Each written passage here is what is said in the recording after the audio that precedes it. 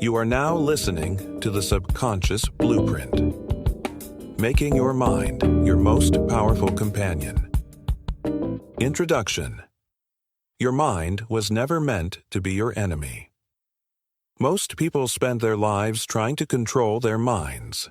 They attempt to silence unwanted thoughts, override emotion, force positivity, suppress fear, discipline themselves into inner peace. And when those efforts fail, they quietly reach a painful conclusion. Something must be wrong with me. But the problem is rarely the mind itself. The problem is misunderstanding its nature. Your mind was never designed to be ruled through conflict. It was designed to respond to relationship. That single realization changes everything. The subconscious mind is not an opponent hiding beneath your awareness. It is not a mysterious force working against your desires. It is not sabotaging your happiness. It is responding, constantly, faithfully, impartially. It responds to what is repeatedly impressed upon it through thought, feeling, expectation, imagery, and inner conversation. Whether those impressions are constructive or destructive makes no difference to the subconscious itself. It simply accepts what feels true, familiar, and emotionally reinforced, and then works to express it. This understanding forms the foundation of everything that follows. For generations, people have misunderstood the subconscious mind. Some have treated it as mystical, others as dangerous, others as something that must be conquered through willpower and relentless mental effort. Dr. Joseph Murphy offered a radically different perspective. He taught that the subconscious mind is neither enemy nor obstacle.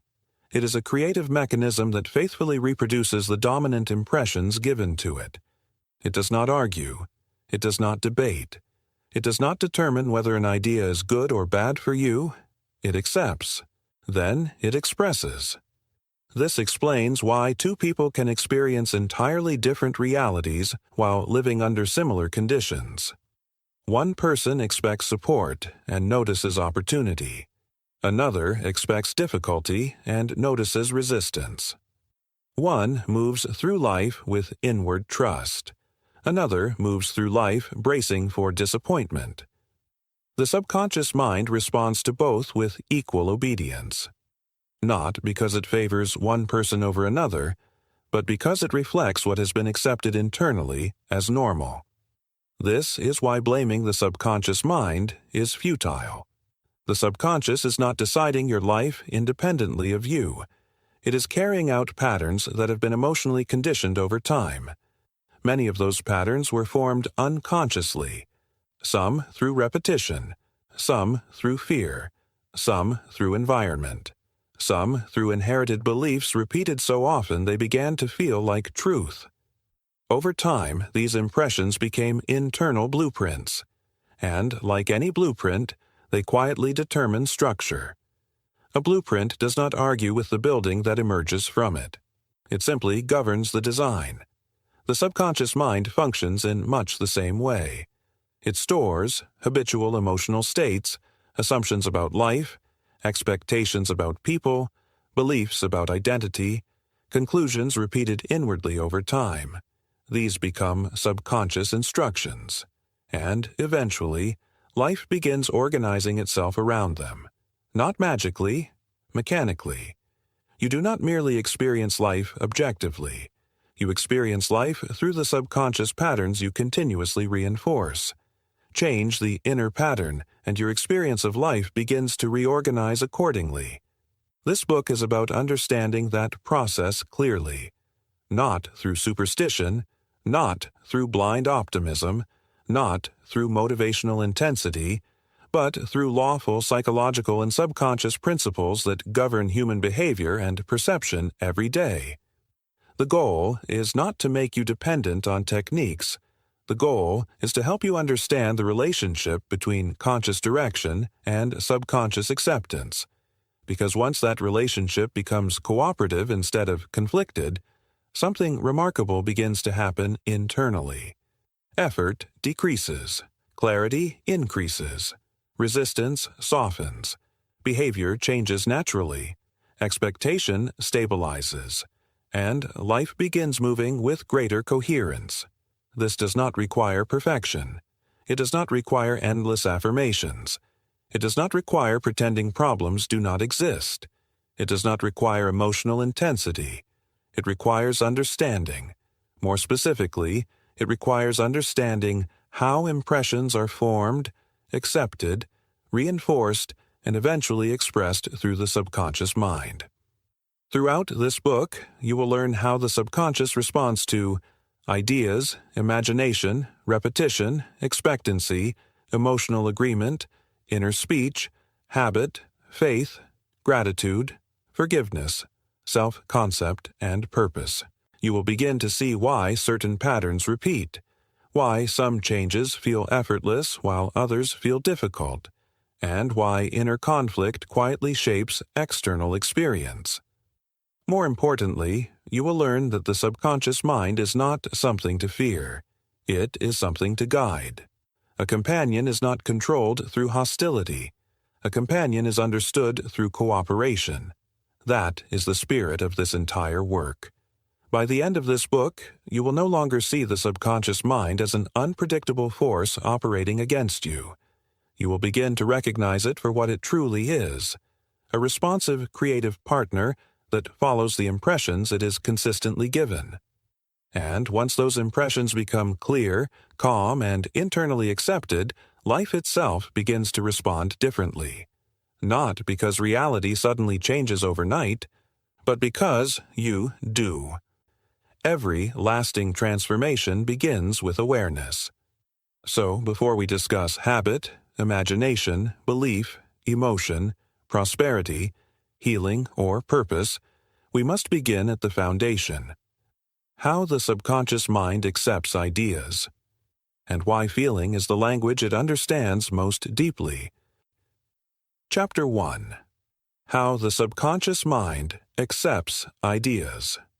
Why feeling is the language it understands. The subconscious mind does not respond to information the way the conscious mind does. It does not analyze ideas. It does not compare evidence. It does not argue with conclusions. It responds to impression. This is one of the most important principles you will ever understand about the subconscious mind, because nearly every inner struggle begins with misunderstanding this relationship. Most people assume change happens through effort.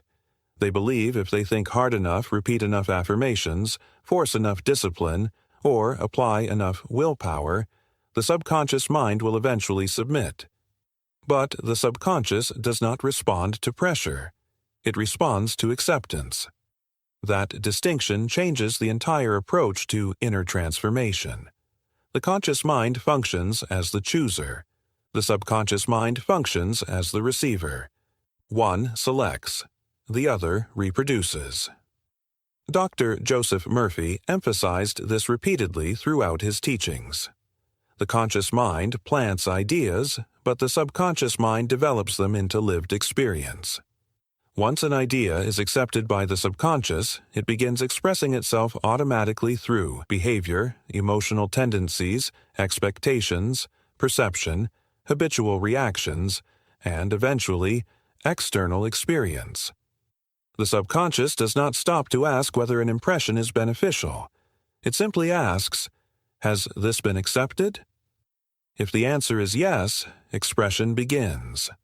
This explains why people can consciously desire one thing while subconsciously reproducing another. A person may consciously want peace while internally rehearsing conflict. They may desire prosperity while emotionally expecting struggle.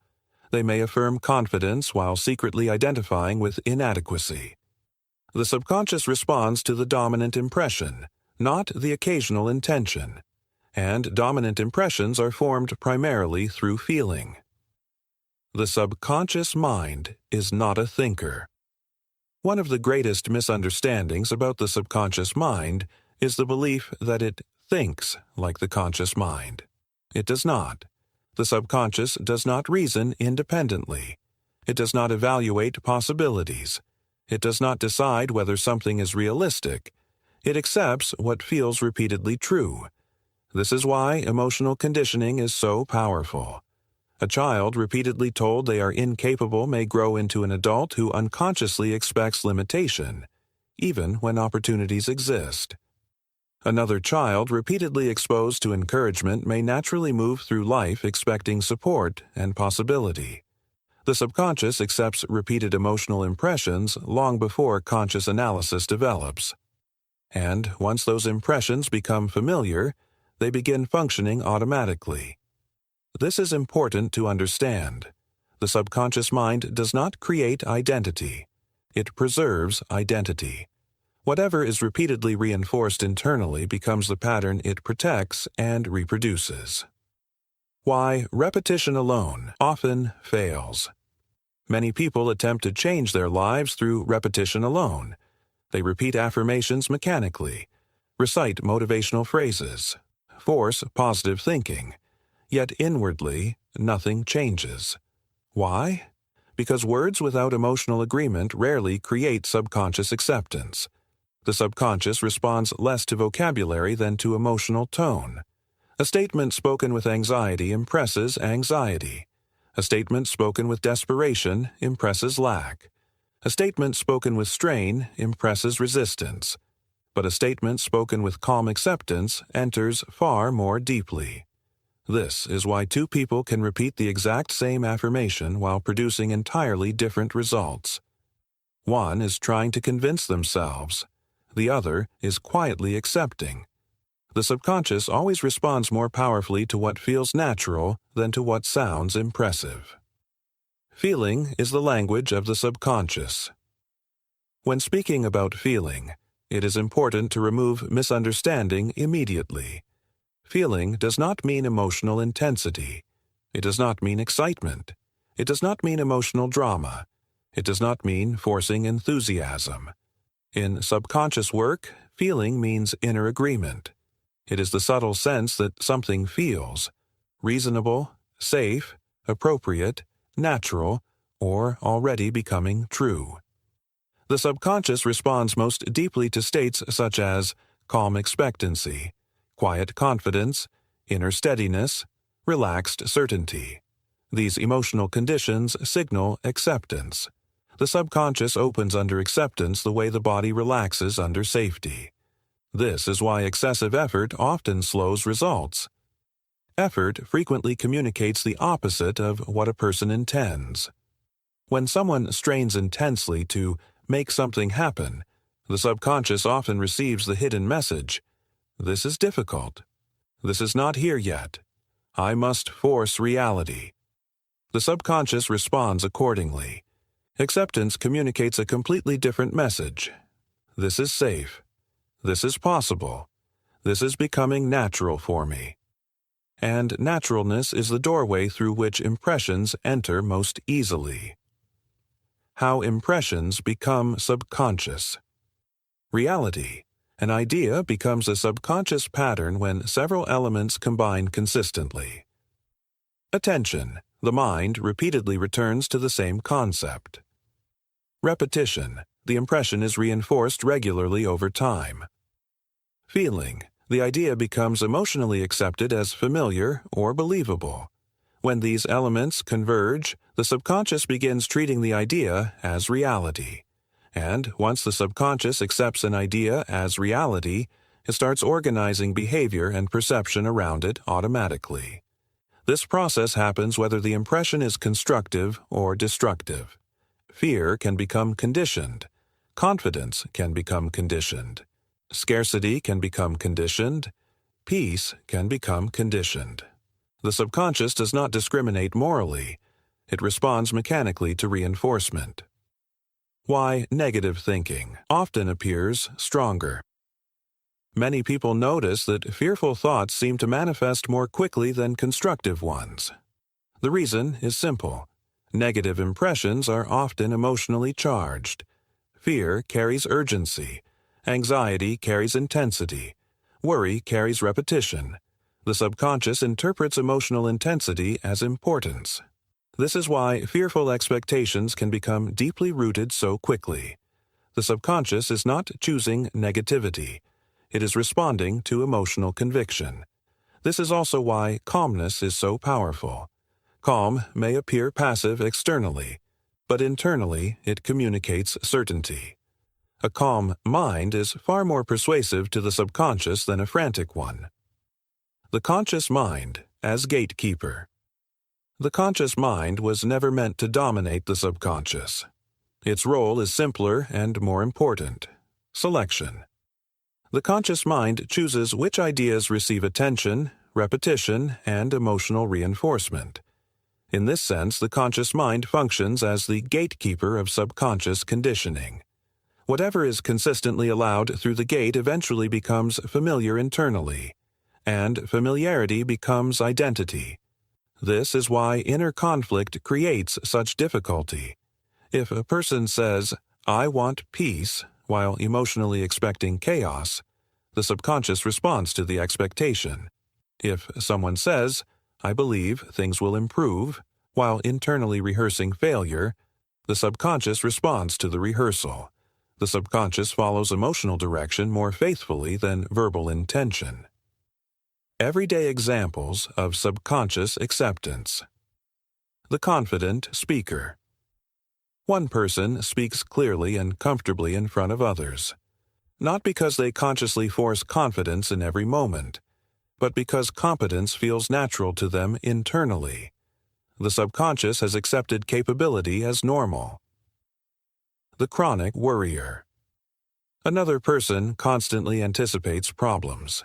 Even neutral situations feel threatening. The subconscious has become conditioned to expect difficulty, so it continuously scans for confirmation. The effortless performer.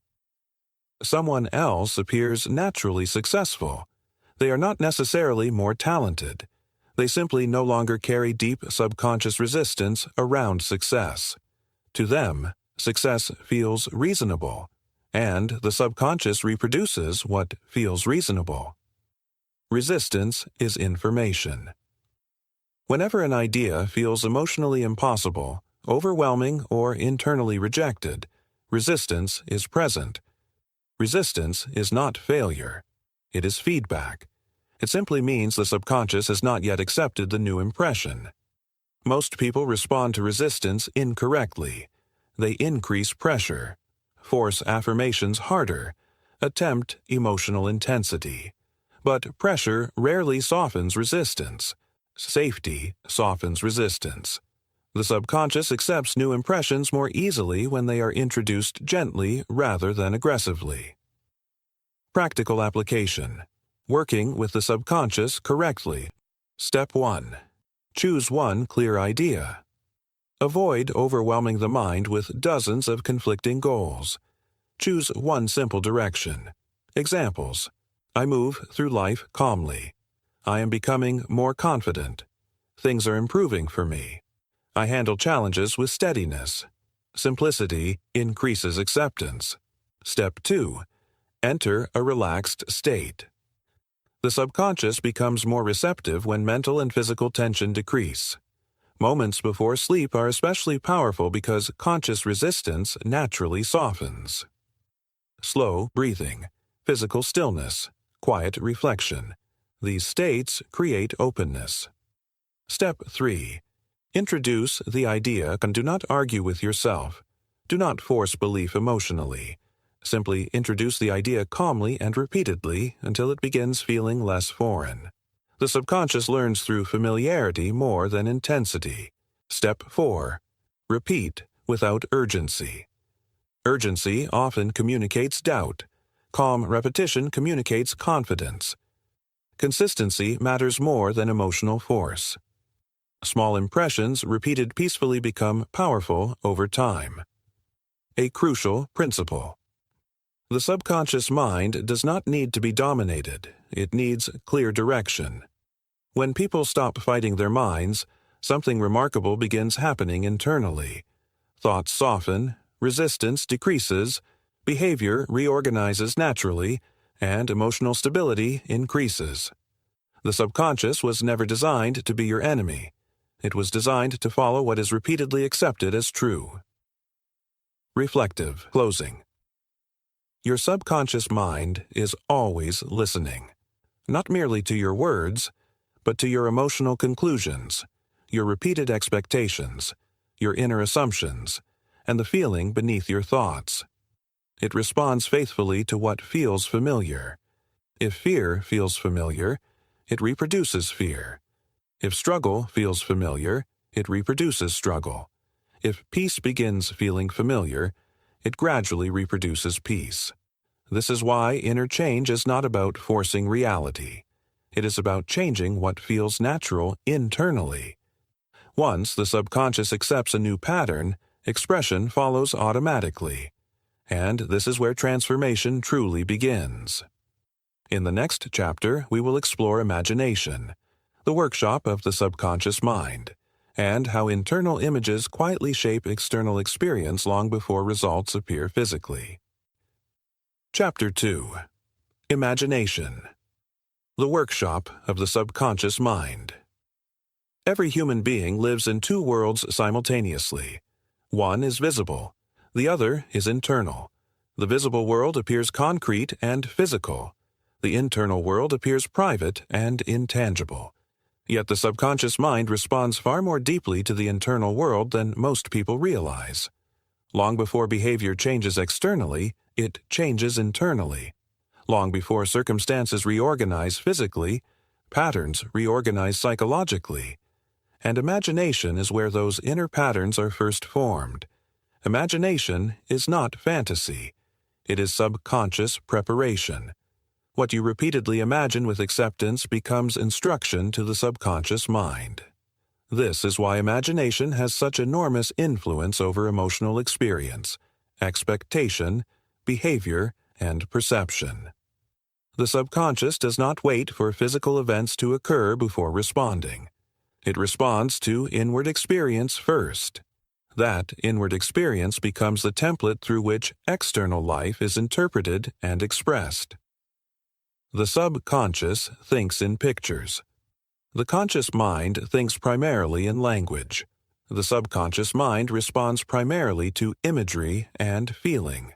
Words may introduce an idea, but imagination gives that idea sensory and emotional reality. This is why imagined experiences can produce real physical responses. A person imagining embarrassment may blush.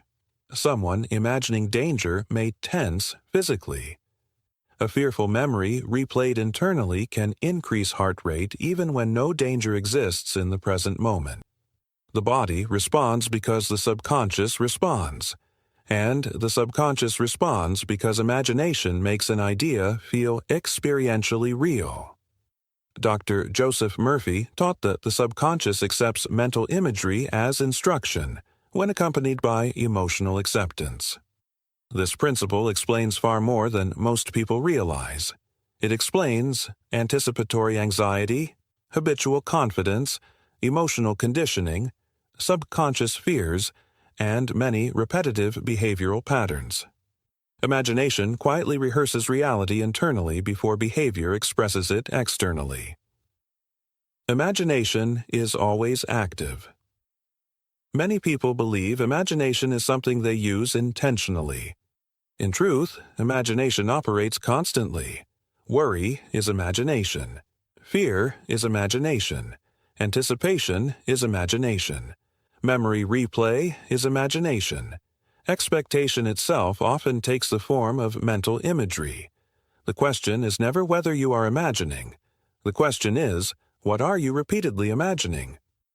A person anticipating failure mentally rehearses difficulty long before any event occurs. Another person, calmly imagining resolution, mentally rehearses stability before entering the same situation. Both are conditioning the subconscious, and the subconscious responds accordingly. Why imagination influences reality deeply. The subconscious does not carefully separate imagined experience from emotionally accepted experience. This is why visualization can influence behavior so powerfully. The subconscious responds to repetition, familiarity, emotional acceptance, and internal experience. Repeated mental imagery creates familiarity. Familiarity creates subconscious comfort. and whatever becomes emotionally familiar begins feeling natural.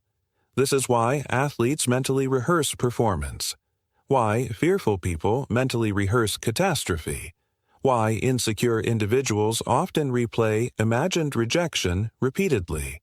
The subconscious absorbs repeated imagery as preparation. Then behavior begins aligning with the internal rehearsal. The difference between constructive and destructive imagination. Constructive imagination creates inner cooperation. Destructive imagination creates inner resistance.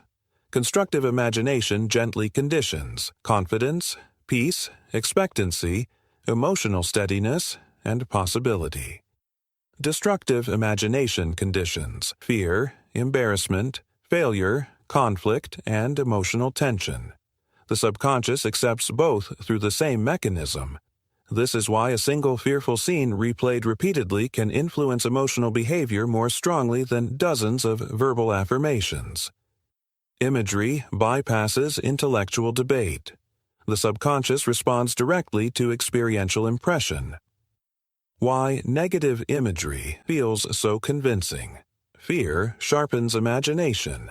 Anxiety intensifies internal imagery because the nervous system treats imagined threat as preparation for survival. This creates emotional reinforcement. The more emotionally charged the image becomes, the more persuasive it feels to the subconscious. Eventually, imagined outcomes begin feeling probable, even when they are not objectively likely. This is how subconscious fear conditioning develops. A person repeatedly imagines rejection. The body begins preparing for rejection automatically. Behavior changes subtly. Perception narrows. Confidence decreases. Soon, the individual begins experiencing externally what was first rehearsed internally. Not because imagination is magical, but because the subconscious organizes behavior around accepted internal patterns. Visualization is not about forcing images. One of the most common mistakes people make with visualization is attempting to force vivid mental movies. They strain, push emotionally, try to manufacture intense feelings. This often creates subconscious resistance rather than acceptance. The subconscious responds more naturally to simple, believable imagery than exaggerated emotional effort. A brief, calm scene accepted gently is often more powerful than a dramatic scene forced intensely. Why? Because the subconscious prefers naturalness. It accepts what feels emotionally reasonable. The goal is not theatrical imagination. The goal is familiar internal experience. The subconscious responds to completion. The subconscious responds most strongly to images that imply completion rather than struggle. Many people imagine trying to get somewhere, but trying reinforces not having. The subconscious responds more favorably to imagery that implies resolution, relief, steadiness, normality, or completion. For example, instead of imagining struggle toward success, imagine the calm feeling after something has already worked out. Instead of imagining yourself chasing confidence, imagine yourself already moving comfortably through a situation. The subconscious accepts end states more easily than processes. It responds to what feels finished. Everyday examples of imagination at work, the nervous anticipator. A person imagines an upcoming conversation going badly. Internally, they rehearse awkwardness, rejection, or tension. By the time the conversation occurs, the body is already conditioned defensively. The subconscious prepared for the imagined experience. The calm performer. Another person imagines themselves responding calmly and clearly. Not perfectly, not dramatically, just steadily. The subconscious prepares cooperation instead of resistance. The past replayer. Someone repeatedly replays painful experiences from years earlier. The subconscious continues treating the emotional pattern as active because it is continually being rehearsed internally. The body responds to remembered emotion as though it still belongs to the present. Why familiarity matters more than intensity. The subconscious rarely responds best to emotional extremes. It responds best to familiarity. What feels familiar eventually feels true. This is why gradual subconscious conditioning is often more effective than emotional overload. A person does not become confident overnight through emotional excitement. Confidence develops when calm competence becomes repeatedly familiar internally. The subconscious accepts what no longer feels foreign. Imagination and identity imagination does more than shape temporary emotion. It gradually shapes identity.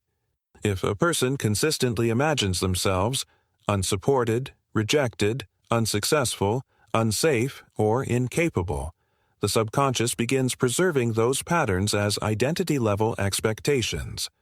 Likewise, if someone repeatedly imagines steadiness, capability, emotional safety, meaningful progress, or cooperation, those patterns slowly begin feeling more natural internally, and whatever becomes natural internally eventually expresses itself behaviorally.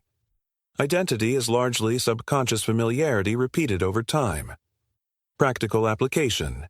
Using imagination correctly. Step 1. Choose a simple scene. Avoid complexity.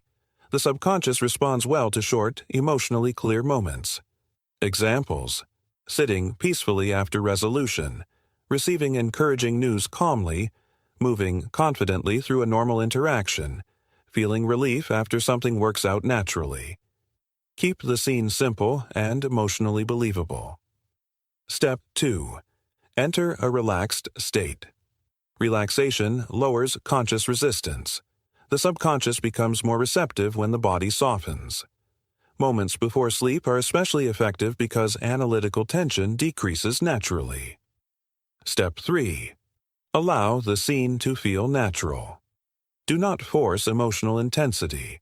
Let the scene feel ordinary. Naturalness creates acceptance. The subconscious responds more deeply to emotional realism than exaggerated excitement. Step 4. Repeat gently. Repetition builds familiarity. Familiarity builds subconscious acceptance. Acceptance changes behavior and expectation automatically over time. A common mistake. Never obsess over how something will happen. The conscious mind often becomes trapped trying to control processes. The subconscious responds more effectively to accepted outcomes than analytical management. Your responsibility is impression. The subconscious handles organization. Imagination as inner architecture. Imagination quietly constructs the emotional architecture of experience. Before actions become automatic, they are mentally rehearsed. Before expectations stabilize, they are internally pictured. Before behavior changes externally, it changes subconsciously. This is why imagination must be treated carefully. Every repeated image becomes a potential instruction. Reflective closing. Imagination is one of the most powerful creative functions of the mind, not because it forces reality, but because it conditions subconscious expectation. The subconscious continually asks, what feels familiar? What feels accepted? What experience am I being prepared for? Your imagination answers those questions every day. Whatever you repeatedly imagine with emotional acceptance gradually becomes easier to expect, easier to believe, and easier to express. This is why imagination must become intentional rather than accidental. A fearful imagination conditions resistance. A peaceful imagination conditions cooperation.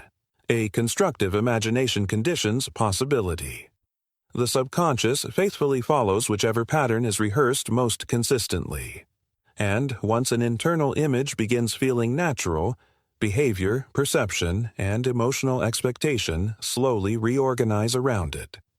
In the next chapter, we will explore belief and expectancy, and how the subconscious transforms accepted ideas into automatic emotional and behavioral patterns.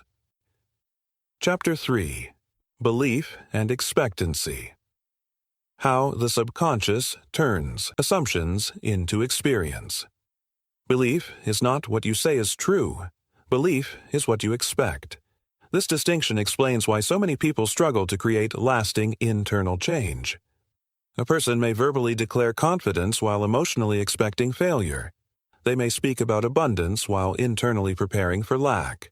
They may affirm peace while unconsciously anticipating conflict.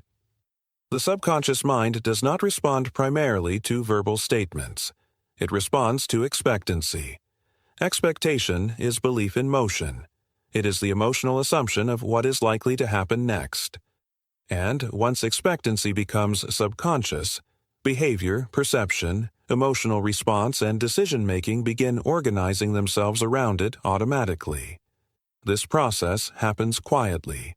Most people never realize how much of their daily experience is being filtered through subconscious expectation. The nature of belief. Belief is often misunderstood as intellectual agreement. But intellectual agreement alone rarely changes behavior. A person can consciously agree with an idea while subconsciously rejecting it emotionally.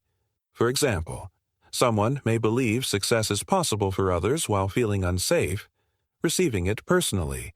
Someone may believe relationships can work while emotionally expecting disappointment. Someone may believe healing is possible while subconsciously identifying with fear. The subconscious responds less to conceptual agreement and more to emotional expectancy. Dr. Joseph Murphy consistently emphasized that the subconscious accepts what is emotionally impressed as natural and believable. Belief is not merely thinking. Belief is inward acceptance, and expectancy is the behavioral extension of that acceptance. Expectancy quietly shapes experience. Most people believe they respond to life objectively. In reality, they often respond to life through subconscious expectation. Expectation influences attention, emotional readiness, interpretation, body language, decision-making, and perception itself. Someone expecting criticism notices disapproval quickly. Someone expecting opportunity notices openings more easily. Someone expecting rejection interprets neutral interactions defensively. The subconscious continuously filters experience according to what feels probable internally. This is why two people can walk into the same environment and experience it entirely differently. Their expectations are shaping perception before conscious analysis even begins. The subconscious responds to what feels likely. The subconscious is heavily influenced by familiarity and probability. It tends to reproduce what feels normal, expected, emotionally consistent, and believable. This is why dramatic affirmations sometimes fail. If an affirmation feels psychologically impossible, the subconscious resists it. The subconscious does not respond well to emotional contradiction. For example, a person deeply conditioned by insecurity may repeat, "I am unstoppable." But internally, the nervous system may reject the statement completely. Resistance develops because the subconscious experiences the idea as foreign. A calmer, more believable expectation often works more effectively. I am becoming more comfortable with confidence. I handle situations better than I used to. I move through life more steadily now. These statements reduce resistance because they feel psychologically accessible. The subconscious accepts gradual familiarity more easily than emotional extremes. Why fear-based expectations feel so powerful. Fear creates emotional certainty, and emotional certainty strongly influences subconscious acceptance. When a person repeatedly anticipates embarrassment, disappointment, conflict, failure, or loss, the subconscious begins preparing the body and mind accordingly. Muscles tighten. Attention narrows. Behavior becomes cautious. Perception searches for confirmation. Over time, these reactions feel automatic. This is how anxious expectancy becomes conditioned. The subconscious is not attempting to create suffering. It is attempting to prepare for what has been emotionally accepted as likely, the brace yourself pattern. Many people unknowingly live in subconscious anticipation of difficulty. They brace emotionally before events even occur. They expect delays, misunderstanding, rejection, obstacles, disappointment. Eventually, emotional tension becomes their normal state. The subconscious interprets this tension as preparation. And because the body continually rehearses stress internally, life begins feeling increasingly difficult emotionally, even in neutral situations. This is important to understand. Expectation is not passive. Expectation conditions the entire nervous system. Constructive expectancy creates cooperation. The opposite is equally true. When someone expects resolution, support, improvement, steadiness, or opportunity, the subconscious begins organizing emotional and behavioral cooperation. This does not mean life becomes perfect. It means the individual stops unconsciously preparing for defeat. A calm expectancy of good creates emotional openness, clearer thinking, relaxed perception, healthier decision-making, and greater behavioral consistency. The subconscious works more efficiently when it is not burdened by continual internal alarm. Why positive thinking alone is not enough. Positive thinking without subconscious acceptance often creates frustration. Many people attempt to think positively while emotionally remaining attached to fear. This creates inner division. The conscious mind says, "Everything will work out." The subconscious feeling says, "I don't trust this." The subconscious responds to the deeper emotional pattern. This is why subconscious work is not about pretending. It is about gradually changing what feels believable internally. Real change occurs when expectancy shifts, not merely language.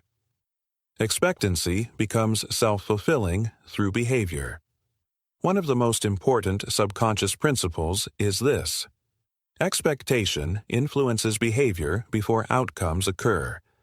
A person expecting rejection behaves differently. A person expecting success behaves differently. A person expecting support behaves differently. These behavioral differences alter experience over time. Someone expecting criticism may withdraw emotionally, over-explain, become defensive, avoid visibility.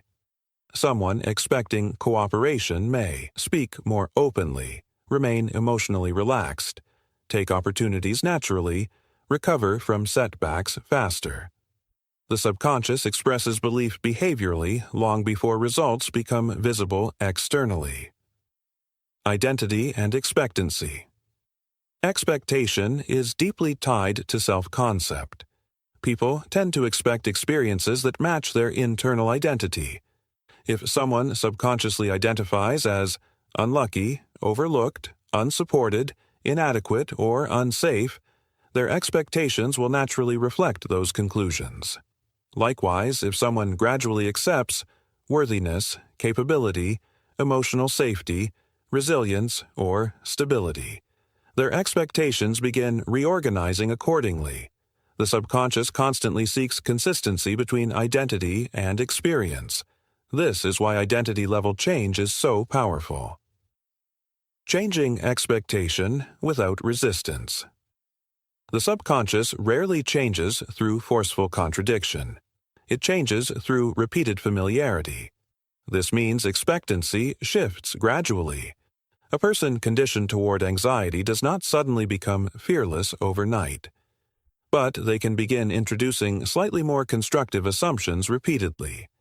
Examples: things usually work out eventually. I can handle discomfort better than I think.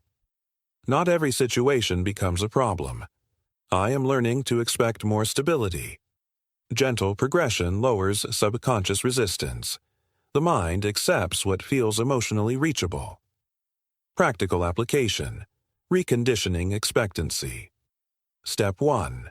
Identify your automatic expectations. Pay attention to your internal assumptions before situations occur. Ask yourself, what am I emotionally preparing for? What outcome feels most likely to me? What do I automatically expect? Awareness reveals conditioning. Step 2. Choose a slightly better assumption. Avoid emotional extremes. Choose expectations that feel believable but constructive. Examples: this can go more smoothly than I expect. I am becoming more emotionally steady. Support is possible. Improvement is natural. Subtle shifts are powerful. Step 3. Repeat calmly. Repetition matters more than intensity. The subconscious responds to consistent emotional familiarity. Calm repetition slowly changes what feels probable internally. Step 4. Reinforce through experience. Notice small evidence of improvement. The subconscious strengthens expectations through reinforcement. Small experiences accumulated consistently become new emotional conditioning.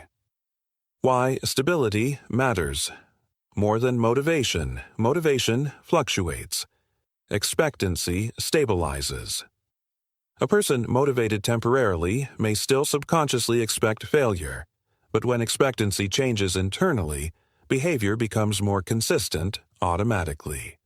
This is why lasting transformation feels quieter than most people imagine. It is less emotional intensity and more subconscious normalization. Once the subconscious accepts a new expectation as natural, effort decreases dramatically. The power of calm. Expectation, calm expectancy, is one of the most powerful emotional states a person can develop. Not emotional excitement, not forced positivity. Calm expectation. Calm expectation communicates safety, certainty, internal agreement, and emotional steadiness. The subconscious responds deeply to these conditions. Because the subconscious does not thrive under panic. It thrives under acceptance. Reflective. Closing. Your subconscious mind is constantly listening for what you expect. Not occasionally, continually. It observes what you anticipate, what you emotionally prepare for, what you assume is likely, and what feels normal internally. Then it begins shaping emotional behavior around those assumptions automatically. If struggle feels expected, the subconscious prepares resistance. If disappointment feels expected, the subconscious prepares defensiveness. If stability begins feeling expected, the subconscious prepares cooperation. This is why expectancy quietly shapes experience long before visible results appear. The subconscious follows what feels probable, and probability is largely emotional conditioning repeated over time. Change the expectation, and the subconscious gradually changes the experience attached to it. In the next chapter, we will explore habit and repetition, and how the subconscious transforms repeated thoughts, feelings, and behaviors into automatic patterns that begin running your life beneath conscious awareness. Chapter 4. Habit and Repetition. How the subconscious automates human behavior. The subconscious mind learns through repetition, not occasional thought, not temporary motivation, not emotional intensity. Repetition. Whatever is repeated consistently, emotionally, mentally, behaviorally, or verbally, gradually becomes familiar to the subconscious mind, and whatever becomes familiar eventually becomes automatic. This is the foundation of habit. Habit is subconscious memory expressed through behavior.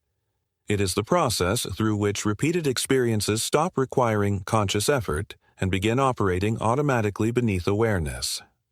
Most people think habits are limited to visible actions, eating patterns, routines, speech, behaviors.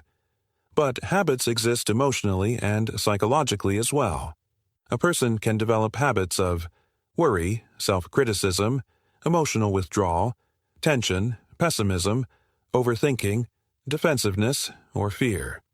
Likewise, a person can develop habits of steadiness, calmness, confidence, gratitude, emotional regulation, patience, or constructive expectation.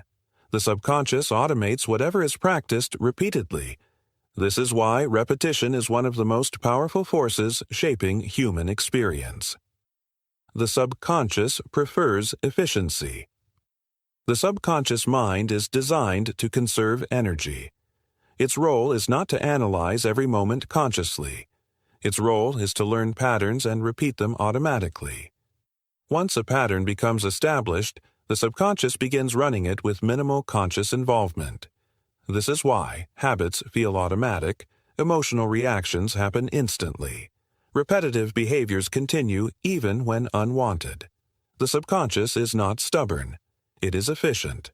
It assumes repeated behavior is important because repetition signals value and familiarity. Once enough repetition occurs, the subconscious stops asking whether the pattern should continue. It simply maintains it. Repetition creates familiarity. Familiarity is one of the strongest influences on subconscious conditioning. The subconscious naturally trusts what feels familiar, even when what feels familiar is unhealthy. This explains why people often repeat emotional patterns they consciously dislike. Someone raised around conflict may unconsciously feel uncomfortable in peaceful environments. Someone conditioned toward struggle may distrust ease or stability. Someone repeatedly exposed to criticism may unconsciously expect rejection, even in supportive situations. The subconscious preserves familiar emotional environments because familiarity feels psychologically safe, not beneficial. Safe. This distinction is critical. The subconscious often chooses familiarity over improvement unless new patterns are repeated long enough to feel emotionally natural. Why willpower usually fails. Many people attempt to change behavior through force. They rely on motivation, pressure, emotional intensity, temporary discipline. But conscious effort tires quickly. The subconscious does not. This is why habits often overpower intention. A person may consciously desire change while subconsciously remaining conditioned toward the old pattern. The subconscious always favors what has been repeated most consistently. Dr. Joseph Murphy frequently emphasized that subconscious conditioning responds more effectively to gentle repetition than aggressive effort. Force creates tension. Tension creates resistance.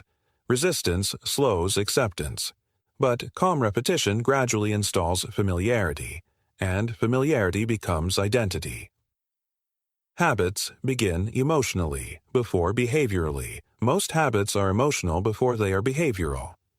A person first develops a repeated emotional state: fear, resentment, shame, insecurity, tension, avoidance. Eventually, behavior organizes around that emotional conditioning. For example, someone emotionally conditioned toward inadequacy may develop habits of procrastination, withdrawal, or overcompensation.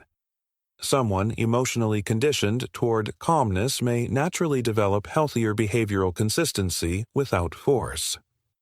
The subconscious does not merely automate action, it automates emotional response patterns. This is why emotional repetition matters so much. Repetition shapes identity. At first, repetition feels intentional. Then it feels familiar. Eventually, it feels personal. Finally, it feels like identity. This is how subconscious conditioning becomes self-concept. A person repeatedly practicing insecurity eventually says, "That's just who I am." Someone repeatedly practicing steadiness eventually experiences calmness as natural rather than forced. The subconscious does not distinguish strongly between practiced patterns and identity. What is repeated consistently begins feeling self-defining.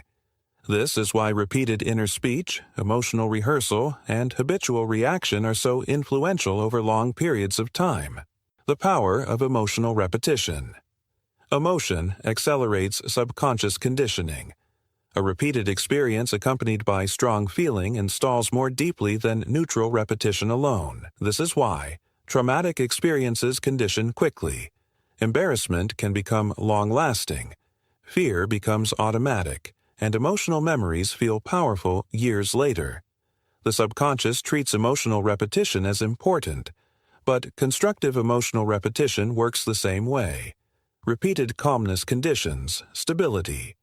Repeated gratitude conditions, appreciation. Repeated confidence conditions, emotional steadiness.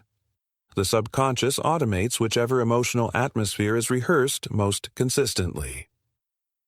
Everyday examples of habit conditioning. The automatic reactor. A person becomes defensive instantly during disagreement. The reaction appears automatic because it has been emotionally rehearsed repeatedly over time. The subconscious now runs the pattern automatically. The calm individual. Another person remains steady under pressure, not because they never feel emotion, but because calmness has become familiar through repeated emotional regulation. The chronic overthinker. Someone habitually anticipates problems before they occur. The subconscious has automated vigilance as protection. Over time, the person no longer realizes they are rehearsing fear continuously. The subconscious repeats what receives attention. Attention reinforces conditioning. Whatever consistently receives emotional and mental attention gradually strengthens subconsciously. This means repeated complaints strengthen dissatisfaction. Repeated fear strengthens anxiety. Repeated appreciation strengthens gratitude. Repeated calmness strengthens emotional regulation. Attention functions like rehearsal, and rehearsal creates automaticity. Most subconscious patterns are not created intentionally. They are created through unconscious repetition repeated long enough to become normalized. Why habits feel difficult to break. Once a pattern becomes subconscious, the nervous system begins treating it as normal. This creates resistance to change. The subconscious often interprets unfamiliar patterns as uncertain or unsafe simply because they are unfamiliar. This is why new habits frequently feel uncomfortable at first, not because they are wrong, but because they are new. The subconscious prefers emotional predictability. Until a new pattern becomes familiar, the old pattern often feels easier emotionally, even when destructive. You do not eliminate habits. You replace them. The subconscious responds more effectively to replacement than suppression. Trying to stop a habit while remaining emotionally focused on it often strengthens the pattern through attention. The subconscious learns more effectively through redirection. For example, replacing worry with calm observation, replacing self-criticism with neutral correction, replacing avoidance with small consistent engagement, replacing emotional chaos with breathing and regulation. The goal is not emotional perfection. The goal is subconscious repetition of a healthier pattern. Repetition without strain is powerful. One of the greatest subconscious principles is this: calm consistency is stronger than emotional intensity. Small, repeated actions performed consistently reshape subconscious conditioning far more effectively than dramatic effort followed by inconsistency. The subconscious responds to rhythm, not temporary emotional surges. This is why simple repeated practices matter: calm self-talk, emotional regulation, constructive expectation, brief visualization, gratitude, repeated inner steadiness. These gradually create new emotional familiarity, and emotional familiarity eventually becomes subconscious identity. Practical application. Reconditioning habit. Step 1. Identify one repeated pattern. Choose one emotional or behavioral habit currently operating automatically. Not many. 1. Examples: chronic worry, defensive reactions, negative self-talk, procrastination, emotional tension. Awareness creates conscious access. Step 2. Choose a replacement pattern. The subconscious responds better to replacement than elimination. Examples: replacing panic with slow breathing, replacing self-criticism with calm correction, replacing avoidance with small action, replacing catastrophic thinking with neutral observation. Keep the replacement realistic. Step 3. Repeat calmly and frequently. Frequency matters more than intensity. Small repetition performed consistently reshapes subconscious conditioning steadily over time. The subconscious learns through familiarity. Step 4. Reinforce during relaxed states. The subconscious becomes more receptive when the body and nervous system relax. Moments before sleep are especially effective for introducing new emotional patterns calmly. Why patience matters. The subconscious conditioning develops over time. Patterns reinforced for years rarely dissolve overnight, but every repetition of a new pattern weakens the emotional authority of the old one. This is why patience matters. Not passive patience, consistent patience. The subconscious reorganizes gradually through repeated exposure to new emotional experiences. Habit as destiny. Much of what people call personality is repeated subconscious conditioning. Much of what people call fate is repeated emotional habit expressed over time. This does not mean people are trapped. It means repetition matters more than most people realize. The subconscious follows what is practiced. If fear is practiced, fear strengthens. If confidence is practiced, confidence strengthens. If peace is practiced, peace strengthens. Eventually, repetition stops feeling like effort. It begins feeling like identity. Reflective closing. The subconscious mind automates whatever is repeated consistently, not because it is judging you, but because repetition signals importance. Every repeated thought, emotional reaction, expectation, and behavior becomes subconscious rehearsal, and rehearsal eventually becomes automatic expression. This is why habits feel powerful. They are subconscious familiarity operating beneath conscious awareness. But what has been conditioned can be reconditioned, not through force, not through self-punishment, not through emotional struggle, through calm repetition, through gentle consistency, through repeated emotional experiences that gradually become more familiar than the old pattern. The subconscious does not resist change because it hates growth. It resists what feels unfamiliar. But once a healthier pattern becomes emotionally normal, the subconscious begins protecting it just as faithfully as it once protected the old one. In the next chapter, we will explore inner speech and how the silent conversations you have with yourself quietly program the subconscious mind every single day. Chapter 5. Inner Speech. How silent conversations program the subconscious mind. The most influential voice in your life is not the voice you hear from others. It is the voice you hear within yourself every day. Long before behavior becomes visible externally, it is quietly shaped through inner dialogue. The subconscious mind listens constantly to the language repeated inwardly, the private conclusions, the emotional commentary, the silent assumptions, and the internal narratives repeated throughout daily life. Most people underestimate the power of inner speech because it feels invisible and automatic. But inner speech is not harmless mental noise. It is subconscious instruction. What you repeatedly say inwardly becomes emotional conditioning over time, and eventually the subconscious begins organizing identity, expectation, and behavior around those internal conversations automatically. The subconscious is always listening. The subconscious mind does not pause when you stop speaking out loud.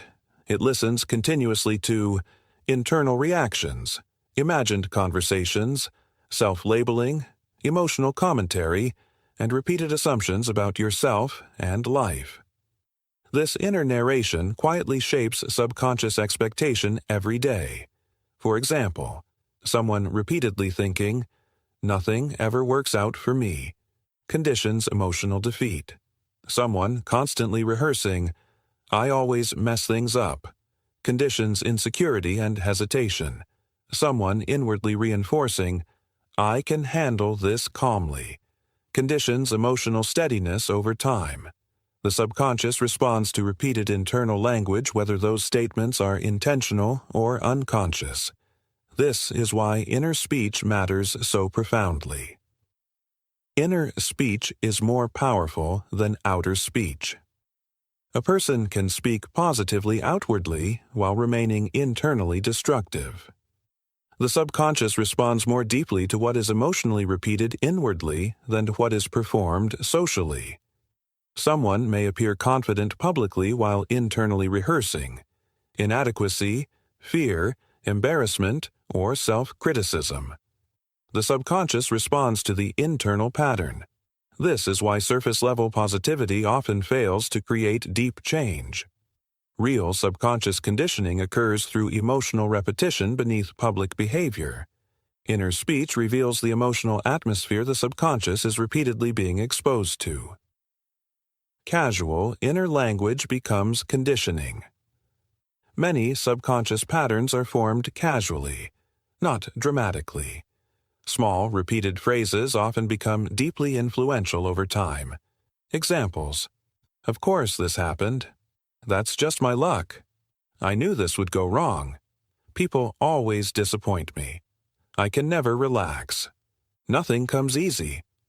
These statements may appear harmless temporarily, but repeated inner language gradually becomes subconscious expectation, and subconscious expectation eventually becomes emotional reality. The subconscious interprets repeated internal language as instruction, not as humor, not as exaggeration, not as temporary frustration. Instruction. The subconscious responds to conclusion. Inner speech becomes especially powerful when it forms conclusions. A passing thought has influence, but a repeated emotional conclusion has far greater influence. For example, "This situation is difficult" is temporary observation. "Life is always difficult" is subconscious conditioning. "This mistake hurt" is emotional acknowledgement. "I always fail" is identity-level instruction. The subconscious responds strongly to repeated conclusions because conclusions stabilize emotional expectation, and expectation influences future behavior automatically. Inner speech creates emotional atmosphere. Your internal dialogue continuously shapes emotional tone. The subconscious responds not only to the content of inner speech, but to its emotional atmosphere. Inner language filled with urgency, criticism, fear, tension, or hostility conditions emotional resistance. Inner language rooted in steadiness, neutrality, patience, calm expectation, and emotional safety conditions subconscious cooperation. The subconscious learns emotional environment through repetition. Over time, inner speech becomes the emotional climate in which the mind operates daily. Why self-criticism becomes habitual. Many people unknowingly develop habitual self-attack through repeated inner commentary. Statements like, "I'm stupid," "I ruin everything," "I'm behind," "I'll never change," "What's wrong with me?" gradually become emotionally familiar. Eventually, the subconscious preserves the pattern because familiarity feels normal. This is important. The subconscious does not determine whether your inner language is fair. It simply accepts repeated emotional instruction. This is why chronic self-criticism becomes self-reinforcing. The more it is repeated, the more emotionally believable it feels. And the more believable it feels, the more behavior begins aligning with it.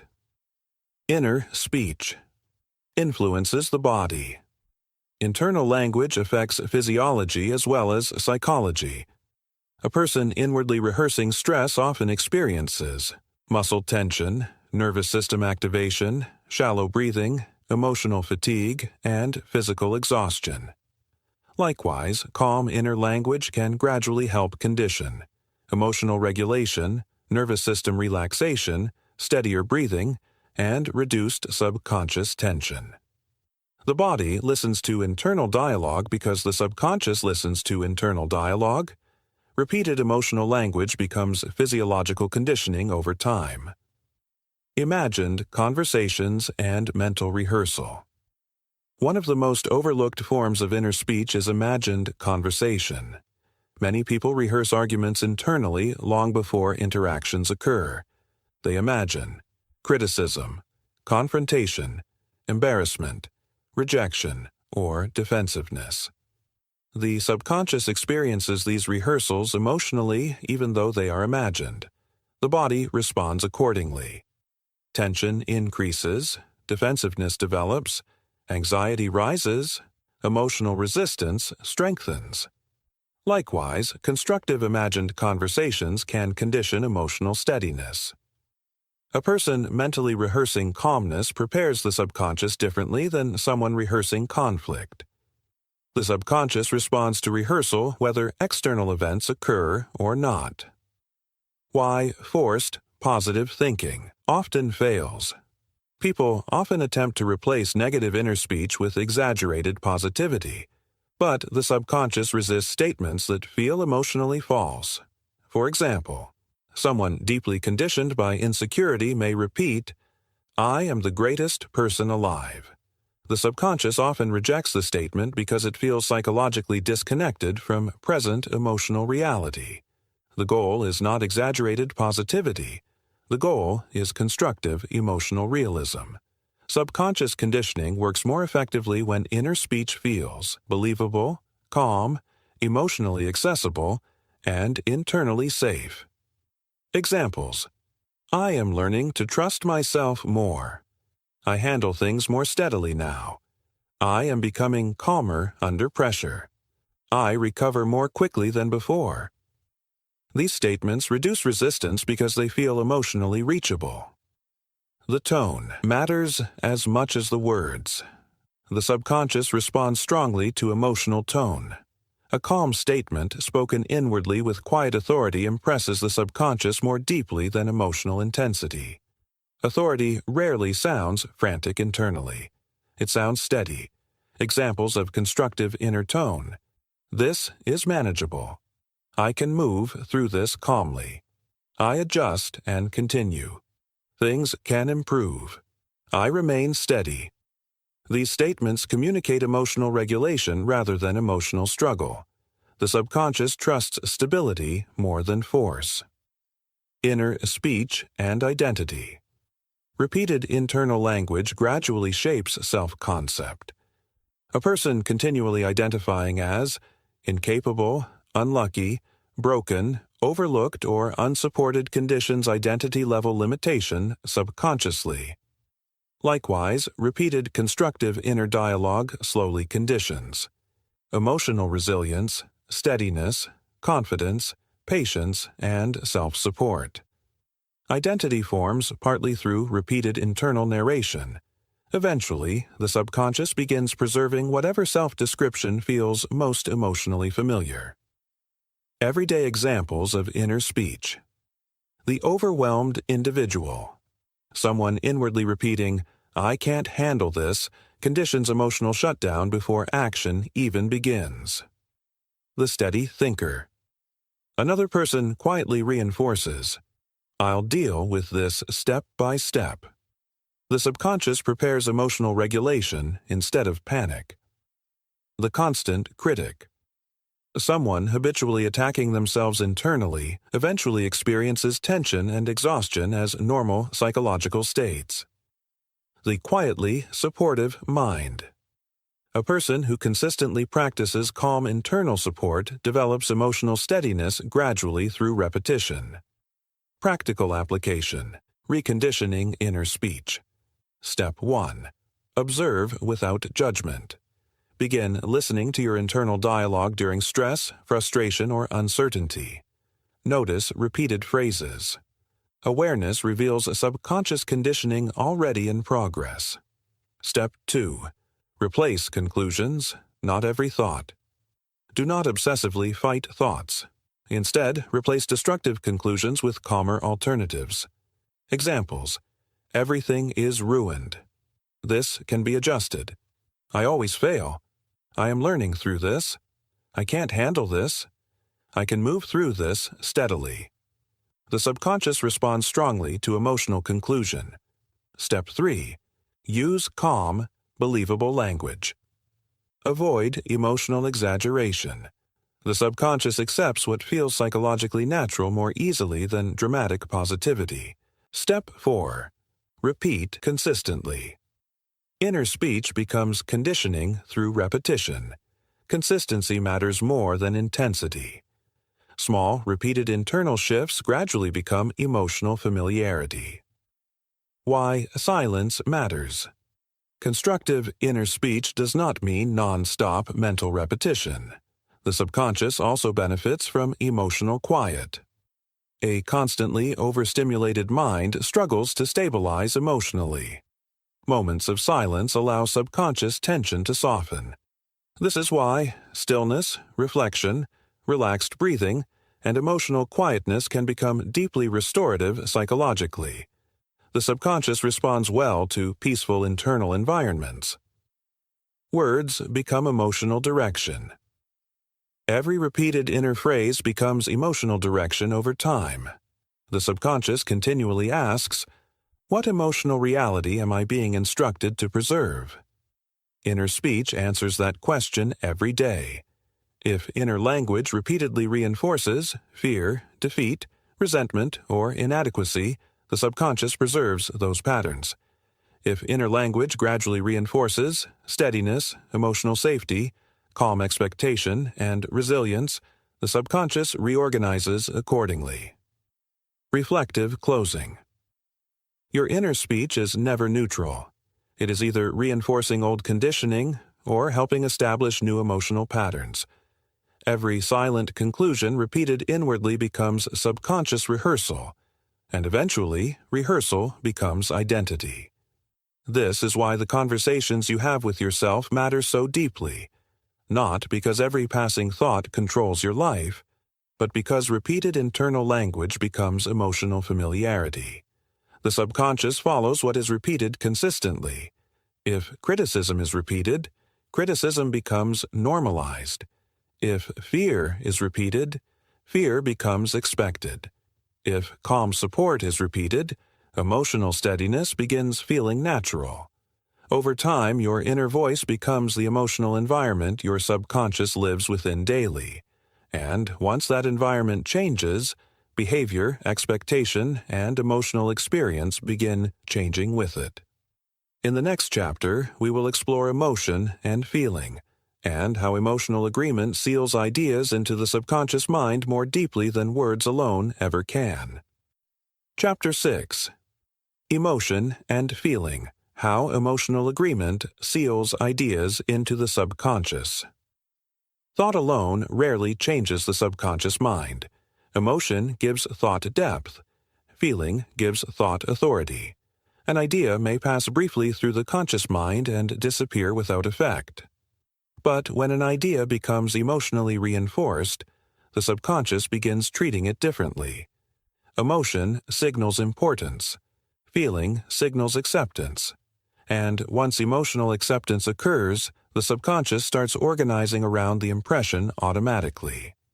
This is why some experiences shape people deeply within moments, while other ideas repeated for years produce little change. The difference is often emotional agreement. The subconscious responds most strongly to what is emotionally accepted as meaningful, believable, or real. Feeling is not emotional drama. When discussing feeling in relation to the subconscious mind, clarity is important immediately. Feeling does not mean emotional intensity. It does not mean excitement, emotional overwhelm, forced enthusiasm, or dramatic passion. Many people misunderstand this completely. They assume subconscious conditioning requires powerful emotional experiences. In reality, the subconscious often responds more deeply to calm emotional acceptance than emotional intensity. Dr. Joseph Murphy consistently emphasized that feeling is the language of the subconscious because feeling communicates inward acceptance. Feeling, in this context, means naturalness, emotional agreement, internal permission, quiet certainty, or relaxed acceptance. The subconscious responds strongly to what feels emotionally true. not merely what sounds verbally impressive. Why thoughts without feeling often fade. People often repeat affirmations intellectually while remaining emotionally disconnected from them. The words pass through the conscious mind, but the subconscious remains relatively unchanged because emotional acceptance never occurs. For example, someone may repeat, "I am peaceful," but inwardly they remain tense, emotionally guarded, fearful, or resistant. The subconscious responds more strongly to the emotional state than the verbal statement. Likewise, someone quietly sitting in emotional steadiness without dramatic affirmations may impress peace more deeply than someone aggressively forcing positive language. The subconscious listens carefully to emotional tone. Emotion gives thoughts weight. Emotion acts like psychological gravity. It gives certain ideas more influence than others. This is why emotionally painful experiences are remembered so vividly. The subconscious prioritizes emotionally charged impressions because emotion signals significance. Fear strengthens memory. Embarrassment strengthens conditioning. Repeated emotional tension strengthens expectation. Likewise, gratitude strengthens appreciation. Calmness strengthens regulation. Confidence strengthens emotional stability. And repeated emotional safety strengthens trust. The subconscious magnifies whatever receives emotional reinforcement repeatedly. The emotional atmosphere matters. Most subconscious conditioning occurs through emotional atmosphere rather than isolated moments. Someone living continually in anxiety, emotional pressure, resentment, fear, or self-criticism gradually conditions those emotional states as normal. Eventually, the subconscious begins reproducing those emotional environments automatically.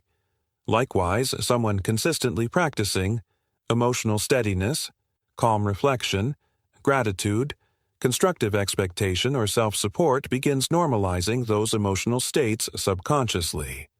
The subconscious protects whatever becomes emotionally familiar. Why anxiety conditions the mind. You quickly, fear, and anxiety often condition rapidly because they combine repetition, emotional intensity, physical sensation, and attention. The subconscious interprets this combination as urgency. Eventually, the nervous system begins reacting automatically even when objective danger is absent. This is how emotional conditioning develops. A person repeatedly fearing rejection begins anticipating rejection everywhere. A person repeatedly fearing failure begins preparing emotionally for disappointment before action even occurs. The subconscious interprets emotional rehearsal as preparation, not imagination. Preparation. The subconscious follows emotional certainty. The subconscious responds strongly to certainty, not necessarily factual certainty. Emotional certainty. A fearful person may feel emotionally certain disaster is coming even without evidence. The subconscious responds to the emotional conviction. Likewise, someone calmly expecting improvement conditions emotional cooperation internally. This is why emotional regulation matters so much. The subconscious magnifies emotionally reinforced expectation. Emotional agreement creates internal alignment. When thought and feeling move together, subconscious acceptance increases dramatically. For example, if a person thinks things are improving and emotionally feels openness, calmness, possibility, or relief, the subconscious receives a coherent message. But if thought and feeling contradict each other, positive words with fearful emotion, hopeful language with inner panic, affirmations with emotional resistance, the subconscious responds to the deeper emotional pattern. This is why subconscious conditioning depends heavily upon emotional alignment rather than verbal repetition alone. Why forced emotion backfires. Many people attempt to force emotional states artificially. They pressure themselves to feel excitement, certainty, positivity, or confidence. But forced emotion often increases subconscious resistance because the nervous system detects emotional dishonesty. The subconscious responds more effectively to gentle emotional progression than exaggerated emotional performance. Small, believable shifts create lasting change. For example, from panic to neutrality, from hopelessness to openness, from tension to steadiness, from self-attack to self-support. These gradual emotional movements are often far more powerful than dramatic emotional effort. Emotional familiarity becomes identity. Repeated emotional states eventually shape self-concept. A person repeatedly immersed in shame, fear, emotional instability, or helplessness begins identifying with those states subconsciously. Likewise, repeated experiences of calmness, resilience, gratitude, steadiness, or emotional safety gradually become identity-level conditioning.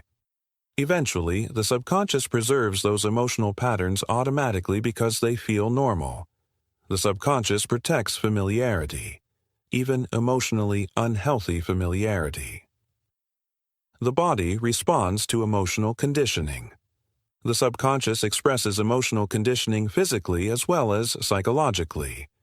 Repeated emotional stress can influence breathing, muscle tension, sleep, focus, energy, and nervous system regulation. Likewise, emotional calmness can support relaxation, recovery, steadier breathing, emotional regulation, and physical ease. This is why emotional environments matter so deeply. The body continually responds to subconscious emotional patterns. Emotional repetition is more powerful than occasional intensity. One emotionally dramatic moment may influence the subconscious temporarily, but repeated emotional states shape identity more deeply. Someone practicing small moments of daily calmness conditions stability gradually. Someone repeatedly rehearsing resentment conditions emotional tension gradually. The subconscious learns through repeated emotional exposure over time. Consistency shapes conditioning more powerfully than occasional emotional extremes. Everyday examples of emotional conditioning, the constantly stressed individual. A person lives in continual emotional urgency. Even ordinary situations trigger tension because the subconscious has normalized stress. The calmly regulated person. Another person experiences pressure but repeatedly returns to emotional steadiness. Over time, calmness becomes more automatic subconsciously. The emotionally guarded individual, someone repeatedly expecting disappointment, becomes emotionally closed before experiences even unfold. The subconscious prepares protection automatically. The emotionally safe mind. A person repeatedly practicing self-support and emotional steadiness conditions trust internally over time. The emotional meaning of experience. The subconscious responds less to events themselves than to the emotional meaning attached to them. Two people can experience the same setback. One interprets it as proof of failure, another interprets it as temporary adjustment. The emotional conclusion determines subconscious conditioning. This is why interpretation matters so much. The subconscious stores emotional meaning more deeply than factual detail. Practical application. Emotional reconditioning. Step 1. Observe repeated emotional states. Notice which emotional patterns recur most frequently. Fear, frustration, urgency, calmness, gratitude, resentment, openness. Repeated emotional states reveal subconscious conditioning already active. Step 2. Stop fighting emotion. Resistance often strengthens emotional patterns. Instead of attacking emotion, begin observing it calmly. Awareness softens emotional reinforcement. Step 3. Introduce small constructive feelings. Avoid emotional extremes. Practice small emotional shifts. Slight calmness, slight openness, slight trust, slight steadiness. The subconscious accepts gradual familiarity more easily than dramatic emotional force. Emotional agreement creates internal alignment. When thought and feeling move together, subconscious acceptance increases dramatically. For example, if a person thinks things are improving and emotionally feels openness, calmness, possibility, or relief, the subconscious receives a coherent message. But if thought and feeling contradict each other, positive words with fearful emotion, hopeful language with inner panic, affirmations with emotional resistance, the subconscious responds to the deeper emotional pattern. This is why subconscious conditioning depends heavily upon emotional alignment rather than verbal repetition alone. Why forced emotion backfires. Many people attempt to force emotional states artificially. They pressure themselves to feel excitement, certainty, positivity, or confidence. But forced emotion often increases subconscious resistance because the nervous system detects emotional dishonesty. The subconscious responds more effectively to gentle emotional progression than exaggerated emotional performance. Small, believable shifts create lasting change. For example, from panic to neutrality, from hopelessness to openness, from tension to steadiness, from self-attack to self-support. These gradual emotional movements are often far more powerful than dramatic emotional effort. Emotional familiarity becomes identity. Repeated emotional states eventually shape self-concept. A person repeatedly immersed in shame, fear, emotional instability, or helplessness begins identifying with those states subconsciously. Likewise, repeated experiences of calmness, resilience, gratitude, steadiness, or emotional safety gradually become identity-level conditioning. Eventually, the subconscious preserves those emotional patterns automatically because they feel normal. The subconscious protects familiarity, even emotionally unhealthy familiarity. The body responds to emotional conditioning. The subconscious expresses emotional conditioning physically as well as psychologically. Repeated emotional stress can influence breathing, muscle tension, sleep, focus, energy, and nervous system regulation. Likewise, emotional calmness can support relaxation, recovery, steadier breathing, emotional regulation, and physical ease. This is why emotional environments matter so deeply. The body continually responds to subconscious emotional patterns. Emotional repetition is more powerful than occasional intensity. One emotionally dramatic moment may influence the subconscious temporarily, but repeated emotional states shape identity more deeply. Someone practicing small moments of daily calmness conditions stability gradually. Someone repeatedly rehearsing resentment conditions emotional tension gradually. The subconscious learns through repeated emotional exposure over time. Consistency shapes conditioning more powerfully than occasional emotional extremes. Everyday examples of emotional conditioning, the constantly stressed individual. A person lives in continual emotional urgency.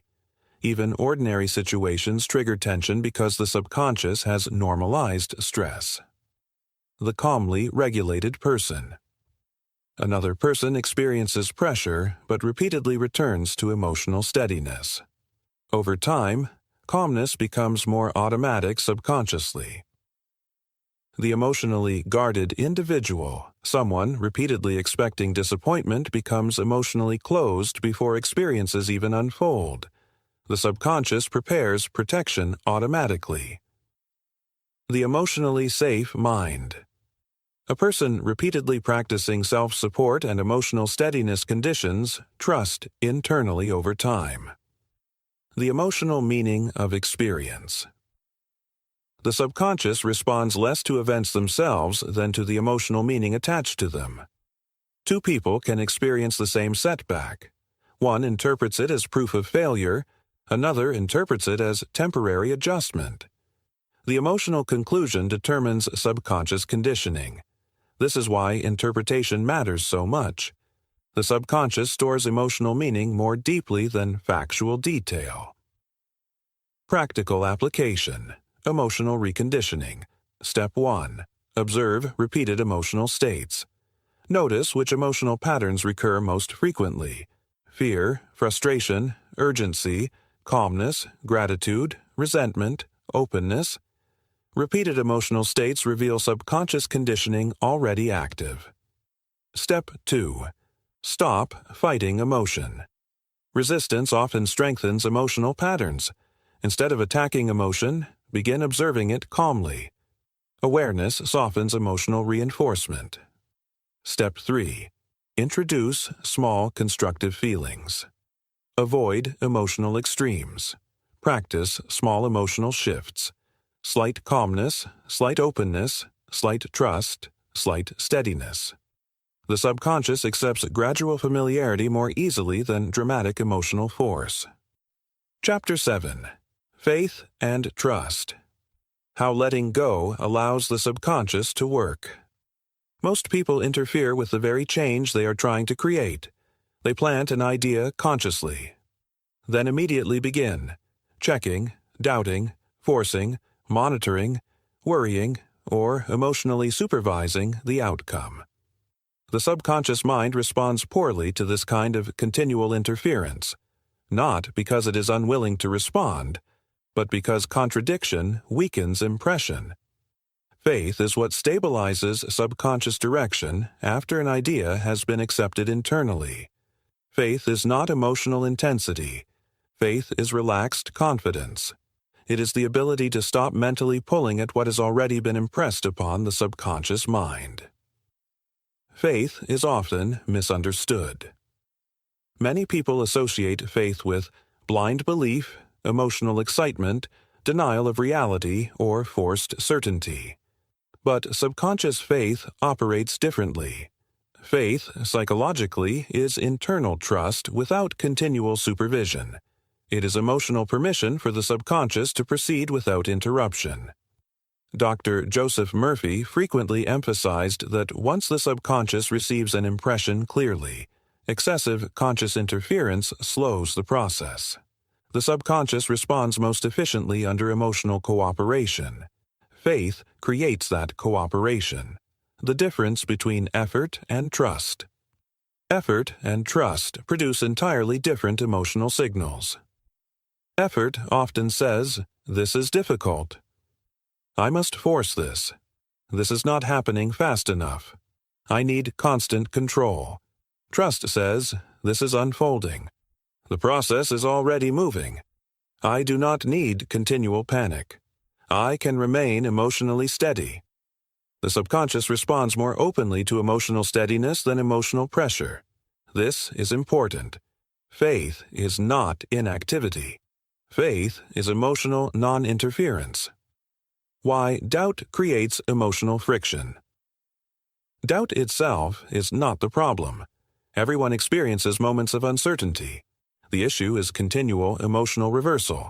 For example, a person calmly impresses an idea upon the subconscious, then spends the rest of the day worrying, emotionally checking for results, questioning whether anything is working, imagining failure, or mentally reversing direction. This creates subconscious inconsistency. The subconscious responds to repeated emotional atmosphere. If the emotional atmosphere becomes unstable, subconscious conditioning weakens.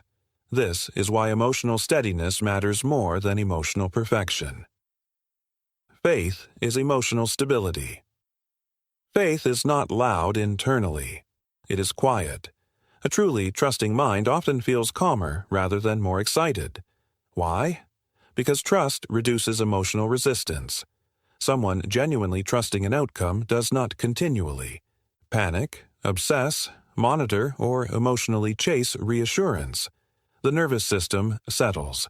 The subconscious interprets this calmness as agreement, and agreement allows subconscious organization to continue without disruption. The subconscious works beneath awareness. One reason people struggle with trust is because subconscious activity is largely invisible. The subconscious reorganizes perception, emotional reaction, behavior, attention, expectancy, and nervous system patterns gradually over time. Most of this occurs beneath conscious awareness. Because change is often subtle at first, people assume nothing is happening. Then they interfere emotionally. But subconscious conditioning frequently develops quietly before visible results appear externally.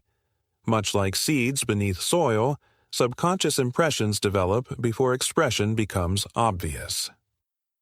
Why obsession slows progress? Obsession communicates emotional lack. Continual monitoring reinforces urgency, fear, tension, and subconscious distrust. The emotional message becomes, "This is not safe unless I control everything." The subconscious responds poorly to emotional desperation, because desperation reinforces instability. This is why people sometimes delay progress through excessive emotional supervision. Trust allows the subconscious space to organize naturally. Trust does not mean passivity. This principle must be understood clearly. Trust does not mean refusing action. Trust means acting without panic. A trusting person still makes decisions, follows opportunities, adjusts behavior, communicates, learns, and participates in life. But they do so without continual emotional desperation. Faith removes internal struggle from action. The subconscious functions more efficiently when action and emotional atmosphere remain aligned. Emotional interference often appears subtle. Many forms of subconscious interference are quiet. Examples: continually checking for signs, mentally revisiting fear, repeatedly asking, "Is this working?" Emotional impatience, catastrophizing delays, or constantly restarting mentally. These behaviors communicate subconscious uncertainty repeatedly. The subconscious responds to the repeated emotional message more than the occasional hopeful thought. Faith stabilizes. Expectation. Trust stabilizes emotional expectation. Without trust, expectation fluctuates constantly. Hope one moment, fear the next, confidence one day, panic the next. The subconscious struggles to organize around inconsistency. Faith creates continuity, not emotional perfection. Continuity. The subconscious responds powerfully to stable emotional direction. Why letting go feels difficult. Many people associate control with safety. They believe continual mental supervision prevents disappointment, but continual supervision often reinforces emotional tension instead. Letting go feels uncomfortable initially because the nervous system may be conditioned toward control. This is especially true for people conditioned by anxiety, unpredictability, disappointment, or emotional instability. The subconscious learned vigilance as protection. Trust, therefore, becomes a new emotional skill rather than a temporary feeling. Everyday examples of trust and interference. The constant checker. Someone continually worries whether things are improving. The emotional atmosphere remains tense and unstable. The subconscious receives mixed instruction. The calm processor. Another person accepts the process and continues moving through daily life steadily. The subconscious organizes more efficiently because emotional resistance is lower. The emotionally suspicious mind. A person expects disappointment even while trying to think positively. The subconscious responds to the deeper emotional expectation. The quietly trusting person. Someone calmly expects improvement without emotional obsession. Their subconscious gradually reorganizes around emotional safety rather than fear. The relationship between trust and the nervous system. The nervous system responds directly to subconscious expectation. Trust often produces slower breathing, emotional steadiness, physical relaxation, clearer thinking, and improved emotional regulation. Fear and control often produce hypervigilance, muscular tension, emotional exhaustion, and continual nervous system activation. The subconscious interprets calmness as safety. Safety increases receptivity and cooperation. Trust allows emotional integration. Subconscious change requires integration. Integration happens most effectively under emotional steadiness. Constant emotional interruption slows the process because the subconscious repeatedly receives conflicting signals. Faith allows impressions to settle deeply without continual reversal. And this is why calm repetition combined with trust is so powerful psychologically. Practical application. Developing subconscious trust. Step 1. Notice where you continually interfere. Observe areas where you repeatedly worry, monitor, emotionally supervise, or mentally force outcomes. Awareness reveals subconscious distrust patterns. Step 2. Practice emotional non-interference. After introducing a constructive idea, resist the urge to emotionally chase reassurance constantly. Allow emotional space. Step 3. Return to calm daily activity. Normal functioning communicates subconscious confidence. Continue participating in life steadily rather than obsessively monitoring outcomes. Step 4. Reinforce trust through inner language. Examples. This is unfolding. I do not need to force this. Things can develop naturally. I remain steady while this organizes. The subconscious responds strongly to calm emotional authority. Why patience deepens trust. Patience is not passive waiting. Patience is emotional steadiness across time. The subconscious responds deeply to repeated calmness maintained consistently. A patient mind communicates safety, stability, confidence, and emotional maturity. This strengthens subconscious cooperation. Faith is emotional permission. At its deepest level, faith is permission. Permission for the subconscious to organize, the nervous system to relax, emotional resistance to soften, and constructive expectation to stabilize.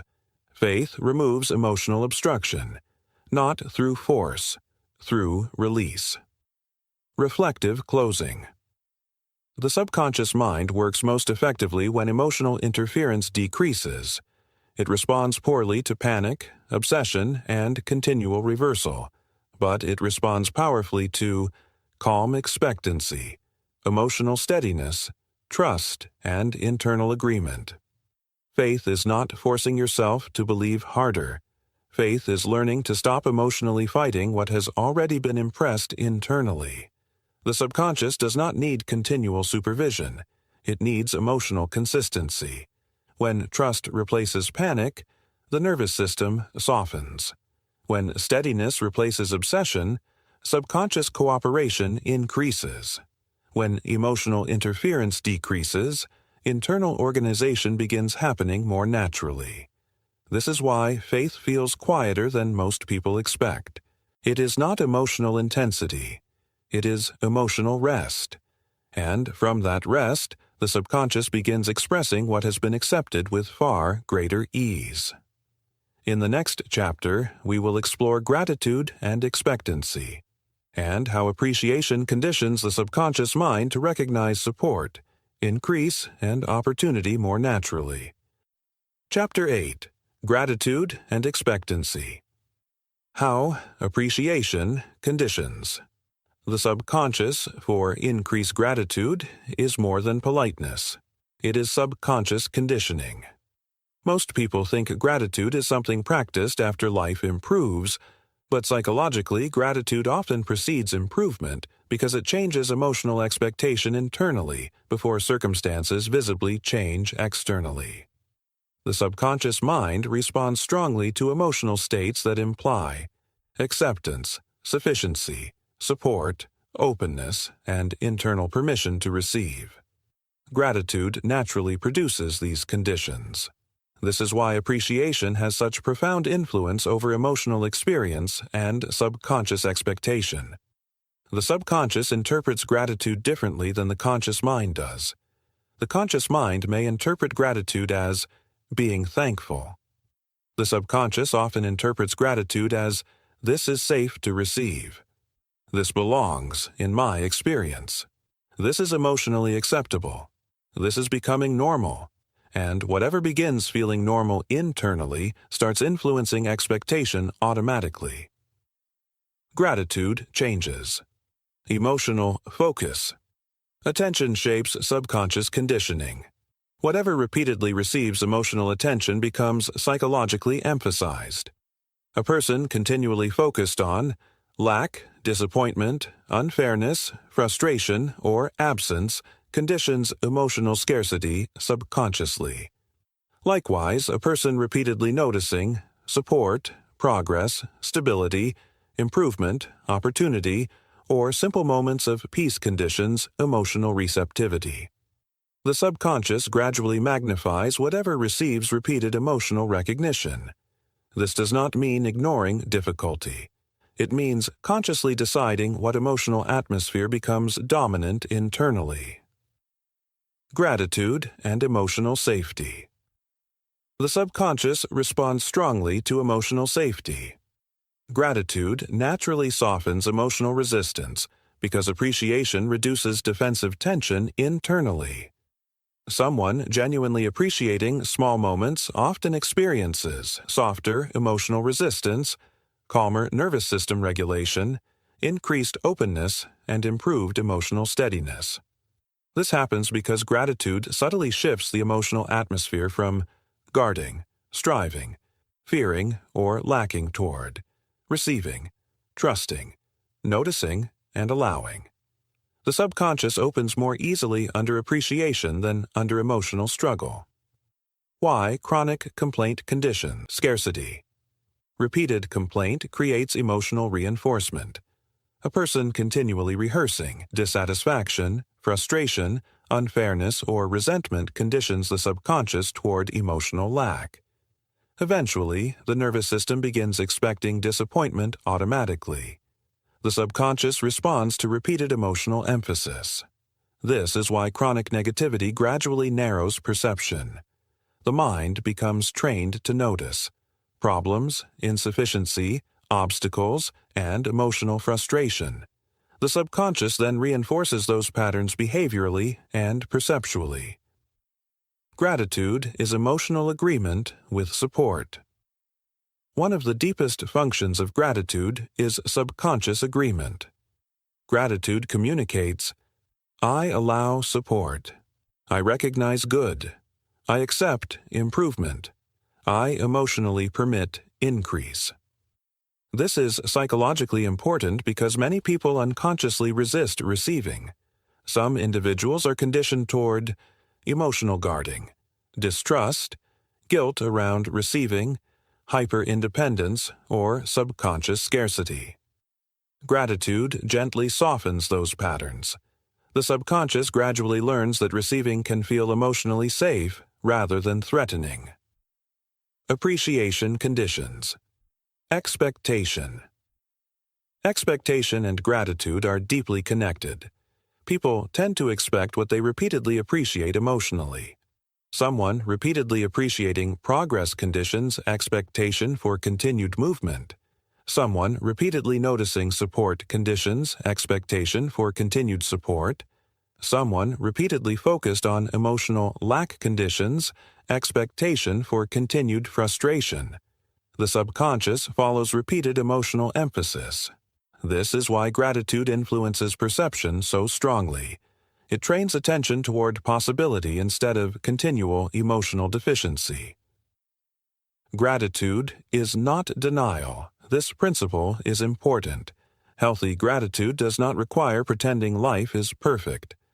Forced positivity often creates subconscious resistance because emotional dishonesty produces internal conflict. Real gratitude acknowledges reality without emotionally living inside limitation constantly. A person can recognize difficulty while still appreciating resilience, progress, support, lessons, opportunities, or emotional growth. The subconscious responds more effectively to honest appreciation than exaggerated positivity. Why small gratitude matters more than dramatic gratitude. The subconscious responds more deeply to consistent emotional states than occasional emotional highs. Small, repeated appreciation often conditions the mind more effectively than dramatic emotional displays. Examples: appreciating moments of calm, noticing small improvements, recognizing emotional growth, valuing stability, acknowledging support, appreciating health, appreciating clarity, appreciating peace. These repeated emotional recognitions gradually become subconscious conditioning. Over time, the nervous system begins expecting emotional support more naturally. Gratitude softens resistance. Many people unconsciously resist improvement because improvement feels unfamiliar emotionally. Gratitude softens this resistance. Why? Because appreciation creates emotional openness without force. Someone aggressively trying to manifest often creates emotional pressure. Someone calmly appreciating improvement creates emotional receptivity. The subconscious responds more effectively to openness than strain. Gratitude reduces subconscious defensiveness. The emotional difference between wanting and appreciating wanting often carries emotional tension. Appreciation carries emotional allowance. This distinction matters psychologically. A person emotionally desperate for change often reinforces urgency, lack, frustration, and emotional struggle. A person calmly appreciating progress reinforces acceptance, emotional stability, openness, and subconscious cooperation. The subconscious responds differently to these emotional environments. It opens more naturally under appreciation than emotional pressure. Gratitude and identity. Repeated appreciation gradually reshapes self-concept. Someone continually immersed in emotional lack may subconsciously identify as unsupported, unlucky, deprived, emotionally unsafe, or disconnected from opportunity. But someone repeatedly practicing appreciation gradually conditions emotional receptivity, self-support, trust, and expectancy of good. Over time, gratitude changes not only mood, but subconscious identity. The individual begins feeling more emotionally aligned with receiving, growth, support, and internal sufficiency. Everyday examples of gratitude, conditioning the chronic complainer. Someone habitually focuses on what is missing. The subconscious conditions emotional dissatisfaction as normal. Even positive experiences become difficult to fully receive. The quiet appreciator. Another person notices small moments of improvement consistently. The subconscious begins expecting continued movement rather than continual frustration. The emotionally guarded person. Someone distrusts support and struggles receiving help. Gratitude initially feels uncomfortable because openness feels unfamiliar emotionally. The receptive mind. A person practicing calm appreciation gradually develops emotional safety around receiving and support. Gratitude influences the nervous system. Appreciation affects physiology as well as psychology. Repeated gratitude can support emotional regulation, calmer breathing, reduced tension, improved focus, and emotional steadiness. This occurs because gratitude shifts the nervous system away from continual emotional defense. The subconscious interprets appreciation as reduced threat. Reduced threat increases emotional receptivity. Why forced gratitude fails. The subconscious resists emotional dishonesty. Pretending to feel gratitude while emotionally overwhelmed by resentment or fear often creates internal contradiction. Constructive gratitude begins gently. Sometimes appreciation starts with a single peaceful moment, one supportive interaction, one small improvement, one calm breath, one moment of clarity. The subconscious accepts gradual emotional authenticity more effectively than forced positivity. Gratitude as emotional permission. At a deep subconscious level, gratitude functions as emotional permission to receive. It communicates, I allow improvement. I recognize support. I emotionally accept progress. I permit good to feel normal. The subconscious responds powerfully to this kind of emotional openness. Practical application. Conditioning gratitude. Step 1. Notice small constructive experiences. Avoid waiting for dramatic transformation. Begin recognizing emotional steadiness, moments of peace, support, clarity, resilience, improvement, or simple stability. Small appreciation builds subconscious familiarity. Step 2. Feel appreciation, calmly. Do not force excitement. Quiet appreciation conditions the subconscious more effectively than emotional performance. Step 3. Practice consistently. Consistency matters more than intensity. Repeated emotional appreciation gradually reshapes expectation and perception. Step 4. Allow appreciation to influence identity. Begin permitting yourself to emotionally experience support, worthiness, improvement, and receptivity as psychologically safe. The subconscious follows emotional permission. Gratitude and emotional expansion. People often think gratitude simply changes mood, but gratitude actually expands emotional capacity. A grateful mind becomes more capable of receiving support, recognizing opportunity, maintaining emotional steadiness, and experiencing internal sufficiency. This expansion changes subconscious expectation profoundly. Reflective closing. The subconscious mind responds strongly to what is repeatedly appreciated emotionally. Whatever receives gratitude receives attention. Whatever receives attention receives reinforcement. And whatever is reinforced repeatedly becomes emotionally familiar. This is why appreciation changes expectation. A mind continually rehearsing lack conditions emotional scarcity. A mind continually recognizing support conditions emotional openness. Gratitude does not magically erase difficulty, but it changes the emotional atmosphere through which life is experienced. And emotional atmosphere shapes subconscious expectation every day. When appreciation becomes consistent, the subconscious gradually stops preparing for continual deprivation. It begins preparing for support instead. This is why gratitude is so powerful psychologically, not because it forces life to change, but because it changes what the subconscious begins expecting naturally.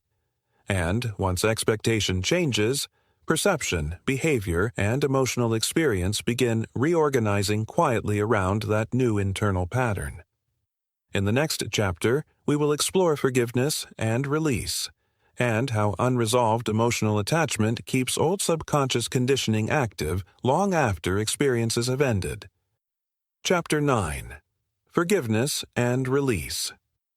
How letting go clears the subconscious mind. The subconscious mind cannot fully reorganize around peace while it is still emotionally attached to unresolved pain. Unreleased resentment, guilt, shame, anger, regret, and emotional attachment continue influencing subconscious conditioning long after external events have passed. Most people think forgiveness is primarily moral, but psychologically, forgiveness is liberation from continued subconscious rehearsal. The subconscious responds to what is emotionally repeated, and whatever remains emotionally active internally continues influencing expectation, nervous system response, emotional behavior, identity, and subconscious perception. This is why unresolved emotional patterns continue affecting people for years. The subconscious does not distinguish strongly between a painful event happening now and a painful event being continually rehearsed emotionally. Repeated emotional replay keeps the conditioning active. Forgiveness is not approval. Forgiveness is often misunderstood completely. Forgiveness does not mean excusing harmful behavior, pretending pain did not exist, abandoning boundaries, reconciling with unsafe people, or denying emotional truth. Forgiveness means releasing emotional attachment to continued subconscious suffering. It means refusing to keep rehearsing the emotional wound internally. Dr. Joseph Murphy frequently emphasized that resentment and emotional hostility condition the subconscious toward tension and conflict. The subconscious responds to emotional atmosphere continuously. When resentment becomes chronic, the nervous system remains psychologically engaged with the pain repeatedly. Forgiveness interrupts that repetition. The subconscious rehearses. What is repeated? Every unresolved emotional pattern tends to repeat internally. People replay conversations, betrayals, mistakes, humiliation, disappointments, regrets, or emotional injuries over and over mentally. The subconscious interprets repeated rehearsal as continued emotional importance. This strengthens conditioning. Eventually, the nervous system begins expecting more betrayal, more disappointment, more rejection, more emotional pain. The subconscious organizes around what remains emotionally active. Resentment preserves emotional attachment. Resentment often creates invisible emotional connection.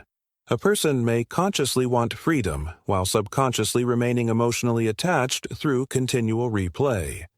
The mind continues revisiting what happened, what should have been said, what was unfair, or what was lost. This ongoing emotional rehearsal keeps the nervous system activated. The subconscious interprets unresolved emotional fixation as a signal that the experience is still psychologically relevant. Eventually, the emotional wound becomes part of subconscious identity.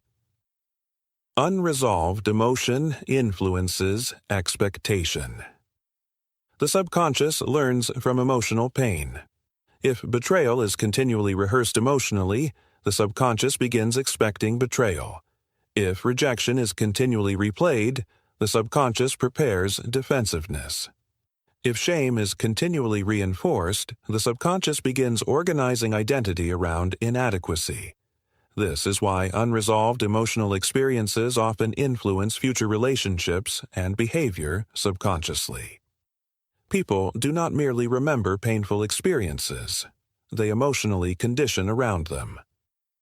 Forgiveness releases emotional energy. Forgiveness removes subconscious investment from emotional replay. It interrupts continual reinforcement. This allows emotional tension to soften, nervous system activation to decrease, subconscious expectation to reorganize, and new emotional conditioning to become possible. The subconscious cannot fully embrace emotional freedom while continually rehearsing old emotional imprisonment. Release creates space for new conditioning.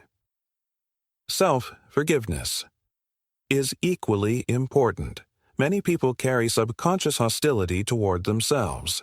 They replay mistakes, failures, embarrassment, missed opportunities, poor decisions, or past versions of themselves. Eventually, self-condemnation becomes subconscious identity. The inner narrative becomes, I ruin things. I am flawed. I cannot trust myself. I always fail. The subconscious responds to repeated emotional self-judgment exactly as it responds to external criticism. It conditions emotional insecurity. Self-forgiveness interrupts this pattern, not by denying responsibility, but by refusing to turn mistakes into permanent identity. The difference between memory and emotional attachment. Forgiveness does not erase memory. The subconscious does not require forgetting. It requires reduced emotional fixation. A healed emotional memory feels different psychologically. The event may still be remembered clearly, but the nervous system no longer reacts with the same intensity. This is important. Healing is not amnesia. Healing is emotional release. Why people resist forgiveness. Many people unconsciously associate forgiveness with vulnerability. They fear losing protection, minimizing pain, appearing weak, or invalidating their experience. But emotionally, unresolved resentment often prolongs suffering rather than preventing it. The The subconscious continually relives what is emotionally rehearsed. Forgiveness is not surrendering to harm. It is withdrawing subconscious participation from continued emotional imprisonment. Emotional attachment creates repetition. The subconscious tends to reproduce emotionally unresolved patterns. Someone deeply conditioned by betrayal may repeatedly distrust, withdraw, sabotage, closeness, or unconsciously expect abandonment. The subconscious attempts to protect the individual from repeated pain by anticipating it, but anticipation often reinforces the cycle emotionally. Release interrupts subconscious expectation patterns. Forgiveness softens nervous system. Defense. The nervous system responds strongly to unresolved emotional attachment. Continual emotional rehearsal often produces muscular tension, hypervigilance, emotional exhaustion, guardedness, irritability, and subconscious defensiveness. Forgiveness softens continual emotional activation. This does not mean vulnerability without wisdom. It means the nervous system no longer remains permanently organized around protection from the past. Emotional closure creates subconscious space. The subconscious requires emotional space for new conditioning. If emotional energy remains continually tied to resentment, guilt, shame, regret, or hostility, new subconscious patterns struggle to stabilize. Release creates openness. The subconscious reorganizes more effectively when emotional conflict decreases. Everyday examples of emotional attachment, the rehearsed argument. A person repeatedly replays an old conflict internally. The subconscious keeps the emotional state active years after the event ended externally. The self-condemning mind. Someone continually identifies with past mistakes. The subconscious preserves insecurity because emotional rehearsal continues reinforcing it. The emotionally guarded person. A person repeatedly expecting disappointment develops subconscious defensiveness before new experiences even unfold. The released mind. Someone gradually practicing emotional release begins experiencing increased calmness, openness, and reduced subconscious tension. Forgiveness is emotional freedom, not emotional approval. This principle cannot be overstated. Forgiveness does not declare, "What happened was acceptable." Forgiveness declares, "I will no longer continue carrying this emotionally within myself." The subconscious responds to emotional release with reduced tension and increased openness. Why forgiveness often happens gradually. Deep emotional conditioning rarely dissolves instantly. The subconscious responds to repeated emotional release over time. Sometimes forgiveness begins with willingness, reduced replay, emotional observation, or simple openness to healing. Gradual emotional softening still changes conditioning significantly. The subconscious responds to direction, not perfection. Practical application. Practicing emotional release. Step 1. Identify an active emotional pattern. Notice what experiences still trigger repeated emotional rehearsal internally. Examples: resentment, guilt, shame, betrayal, anger, regret. Awareness reveals unresolved conditioning. Step 2. Stop feeding emotional replay. Notice when the mind repeatedly revisits the same emotional story. Awareness interrupts automatic reinforcement. Step 3. Practice emotional separation. Begin reinforcing internally. This experience no longer defines me. I release continual emotional attachment. I allow myself emotional freedom. I no longer need to carry this constantly. The subconscious responds to repeated emotional direction. Step 4. Allow gradual softening. Do not force emotional resolution. The subconscious responds more effectively to gentle release than emotional pressure. Forgiveness and identity. Unresolved emotional pain often becomes identity unconsciously. People begin defining themselves through wounds, betrayal, disappointment, or past emotional experiences. Forgiveness allows identity to expand beyond pain. The subconscious gradually stops organizing around emotional injury and begins reorganizing around emotional freedom instead. Emotional release creates psychological renewal. When emotional attachment softens, expectation changes, emotional tension decreases, nervous system regulation improves, openness increases, and subconscious flexibility returns. The mind stops preparing constantly for repeated emotional injury. This creates room for trust, steadiness, peace, and new emotional conditioning. Reflective closing. The subconscious mind preserves whatever remains emotionally active. This is why unresolved resentment, guilt, shame, and emotional replay continue influencing behavior long after events end externally. The subconscious responds to rehearsal, and emotional replay is rehearsal. Forgiveness interrupts that rehearsal, not because the past suddenly disappears, but because the emotional attachment gradually loosens. When emotional fixation softens, the nervous system relaxes. When resentment decreases, emotional openness increases. When self-condemnation weakens, identity begins reorganizing. The subconscious cannot fully condition around freedom while remaining emotionally imprisoned by the past. Release creates space, and in that space, new emotional patterns finally have room to grow. In the next chapter, we will explore health and wholeness, and how the subconscious mind influences the body through expectation, emotional atmosphere, and internal belief. Chapter 10. Health and Wholeness. How the subconscious influences the body. The body listens to the mind continuously, not only to conscious thought, but to emotional atmosphere, subconscious expectation, repeated tension, inner belief, and nervous system conditioning.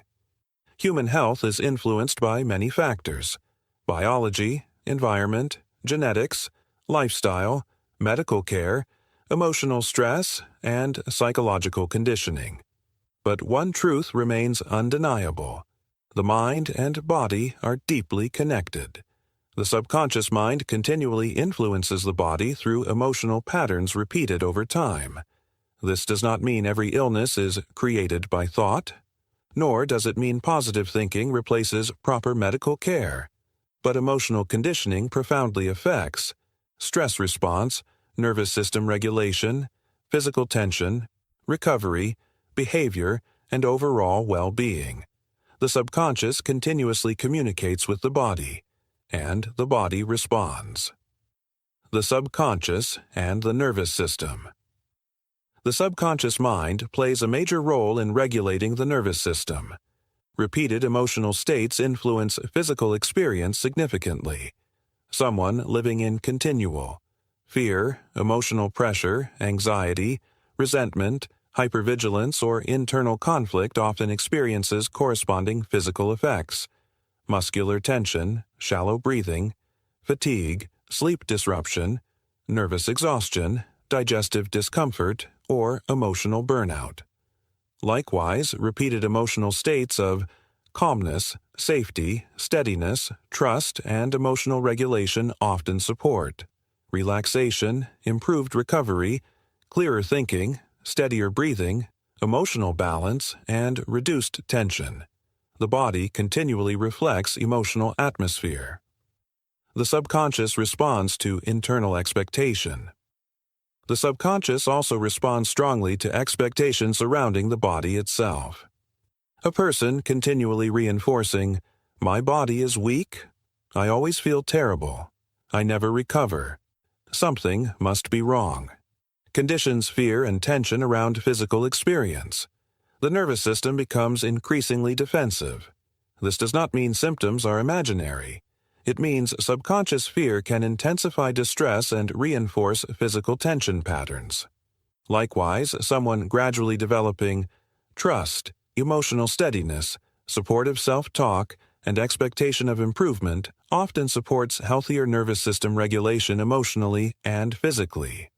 The subconscious responds strongly to repeated internal interpretation. Fear interrupts recovery. Fear places the nervous system into protection mode. When the subconscious perceives continual danger, the body often remains emotionally activated rather than restorative. This can influence rest, emotional regulation, muscular tension, recovery patterns, and overall well-being. Dr. Joseph Murphy repeatedly emphasized the importance of emotional peace in relation to health because the subconscious responds more favorably under emotional calmness than continual fear. A fearful mind conditions resistance internally. A peaceful mind supports cooperation. The body responds to emotional meaning. The subconscious responds not only to symptoms, but to the emotional meaning attached to symptoms. For example, a person experiencing discomfort may emotionally conclude, "This is hopeless. I am broken. My body is failing me. I can never recover." The subconscious responds strongly to those emotional conclusions. Another person may acknowledge difficulty honestly while reinforcing, "My body is working toward balance. Recovery takes time. I can support my healing.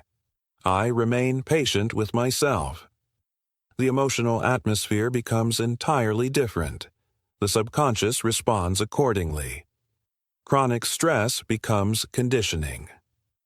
Many people become so accustomed to tension that relaxation begins feeling unfamiliar. The nervous system adapts to continual emotional pressure until stress itself becomes normalized subconsciously. Eventually, the body remains partially braced even during rest. This is why subconscious relaxation matters so deeply. The body often needs permission to stop preparing for danger constantly. Emotional safety supports healing. The subconscious responds strongly to emotional safety. Safety signals, openness, reduced nervous system defense, and increased emotional cooperation. This is why emotional environments matter profoundly. Continual criticism, panic, pressure, fear, or emotional chaos can intensify subconscious stress conditioning, while emotional support, calmness, steadiness, and compassion can help reduce internal resistance. The subconscious responds differently under emotional peace than under emotional alarm. The placebo effect reveals subconscious influence. One of the clearest demonstrations of subconscious influence is the placebo effect. When people genuinely expect improvement, measurable physical responses sometimes occur even when no active medical ingredient is present. This does not mean illness is imaginary. It means expectation influences physiology. The subconscious responds to belief and emotional expectancy in powerful ways. Likewise, negative expectation can produce harmful physiological responses through fear and stress conditioning. The body continually responds to subconscious emotional direction. Why self-talk matters physically. The subconscious does not separate emotional language from physical response completely. Continual internal statements such as, "I'm falling apart," "I can't handle this," "My body is against me," reinforce subconscious tension and emotional distress. Constructive inner language creates a different emotional environment. I support my body. I allow myself rest. Healing takes patience. My body responds to care. The goal is not denial. The goal is reducing subconscious hostility toward oneself. Wholeness begins. Internally, wholeness is not merely physical condition. It is emotional and psychological cooperation. A person may seek healing physically while remaining internally fearful, self-attacking, emotionally exhausted, or subconsciously hopeless. The subconscious responds to the emotional environment continually. This is why emotional healing and physical healing often influence one another deeply. The body responds to identity influences physical behavior profoundly. Someone subconsciously identifying as fragile, exhausted, broken, overwhelmed, or permanently limited often reinforces physical tension and emotional discouragement unconsciously. Likewise, someone gradually conditioning, resilience, steadiness, patience, emotional strength, and self-support creates a healthier subconscious atmosphere. Identity shapes expectation. Expectation influences physiology and behavior. Relaxation is more powerful than most people realize. Many people attempt to force healing emotionally, but healing often requires reducing internal struggle rather than intensifying it. Relaxation signals safety to the subconscious. This is why slow breathing, emotional stillness, supportive self-talk, calm visualization, rest, and emotional regulation can become deeply restorative psychologically and physically. The subconscious responds positively when the nervous system no longer feels under continual threat. Everyday examples of mind-body conditioning. The chronically tense person. Someone lives in continual emotional pressure. Their body remains tight and exhausted because the subconscious continually prepares for stress. The calm recoverer. Another person actively supports healing while emotionally remaining patient and steady. Their nervous system becomes more cooperative rather than continually defensive. The fearfully hyper-aware individual. Someone constantly scans their body for danger. The subconscious increases vigilance and emotional stress around physical sensation. The emotionally supportive mind. A person practices emotional steadiness and supportive self-talk consistently. The subconscious gradually associates the body with care rather than fear. Why acceptance matters. Acceptance does not mean giving up. Acceptance reduces internal conflict. A person continually fighting themselves emotionally often increases subconscious tension. Acceptance says, I can support myself while improving. I do not need to hate myself while healing. I allow progress to happen gradually. The subconscious responds more effectively to cooperation than emotional warfare. Practical application. Supporting subconscious wholeness. Step 1. Reduce fear-based inner language. Notice repeated fearful conclusions about the body. Awareness interrupts subconscious reinforcement. Step 2. Introduce supportive emotional atmosphere. Practice calm breathing, emotional steadiness, supportive self-talk, patience, and emotional regulation. The subconscious responds strongly to emotional safety. Step 3. Stop treating the body as the enemy. Hostility increases internal resistance. Begin reinforcing cooperation instead of conflict. Step 4. Allow gradual progress. The subconscious reorganizes over time. Patience supports nervous system calmness more effectively than panic. Health and emotional harmony. The subconscious naturally responds favorably to emotional harmony. This does not guarantee perfect health, but emotional regulation significantly influences stress response, physical tension, resilience, recovery, and overall well-being. The body functions more effectively when the nervous system feels supported rather than continually threatened. Reflective closing. The subconscious mind continually influences the body through emotional atmosphere, expectation, identity, and nervous system conditioning. The body responds faithfully to repeated emotional environments. Fear repeated consistently increases tension. Stress repeated consistently conditions vigilance. Calmness repeated consistently supports regulation. Self-support repeated consistently encourages cooperation. This is why healing involves more than physical treatment alone. The emotional environment matters. The subconscious listens continuously to inner language, expectation, emotional tone, and subconscious belief. When emotional hostility softens, the body often responds differently. When fear decreases, nervous system regulation improves. When trust increases, internal resistance begins relaxing. The body is not separate from the subconscious mind. It responds to it constantly. And when emotional peace gradually becomes more familiar internally, the subconscious begins supporting balance rather than continual defense. In the next chapter, we will explore prosperity and supply, and how subconscious beliefs about worthiness, support, and expectation influence opportunity, abundance, and the experience of receiving in everyday life. Chapter 11. Prosperity and Supply. How the subconscious shapes your relationship with abundance. Prosperity begins internally long before it appears externally. Most people think prosperity is primarily financial, but money is only one visible expression of a deeper subconscious condition. At its core, prosperity is emotional relationship. It is the subconscious expectation of support, opportunity, sufficiency, receiving, movement, and possibility. Likewise, scarcity is also emotional conditioning. Scarcity is not merely lack of money. It is the repeated subconscious expectation of limitation, struggle, deprivation, instability, or emotional insufficiency. The subconscious responds powerfully to whichever atmosphere becomes emotionally familiar.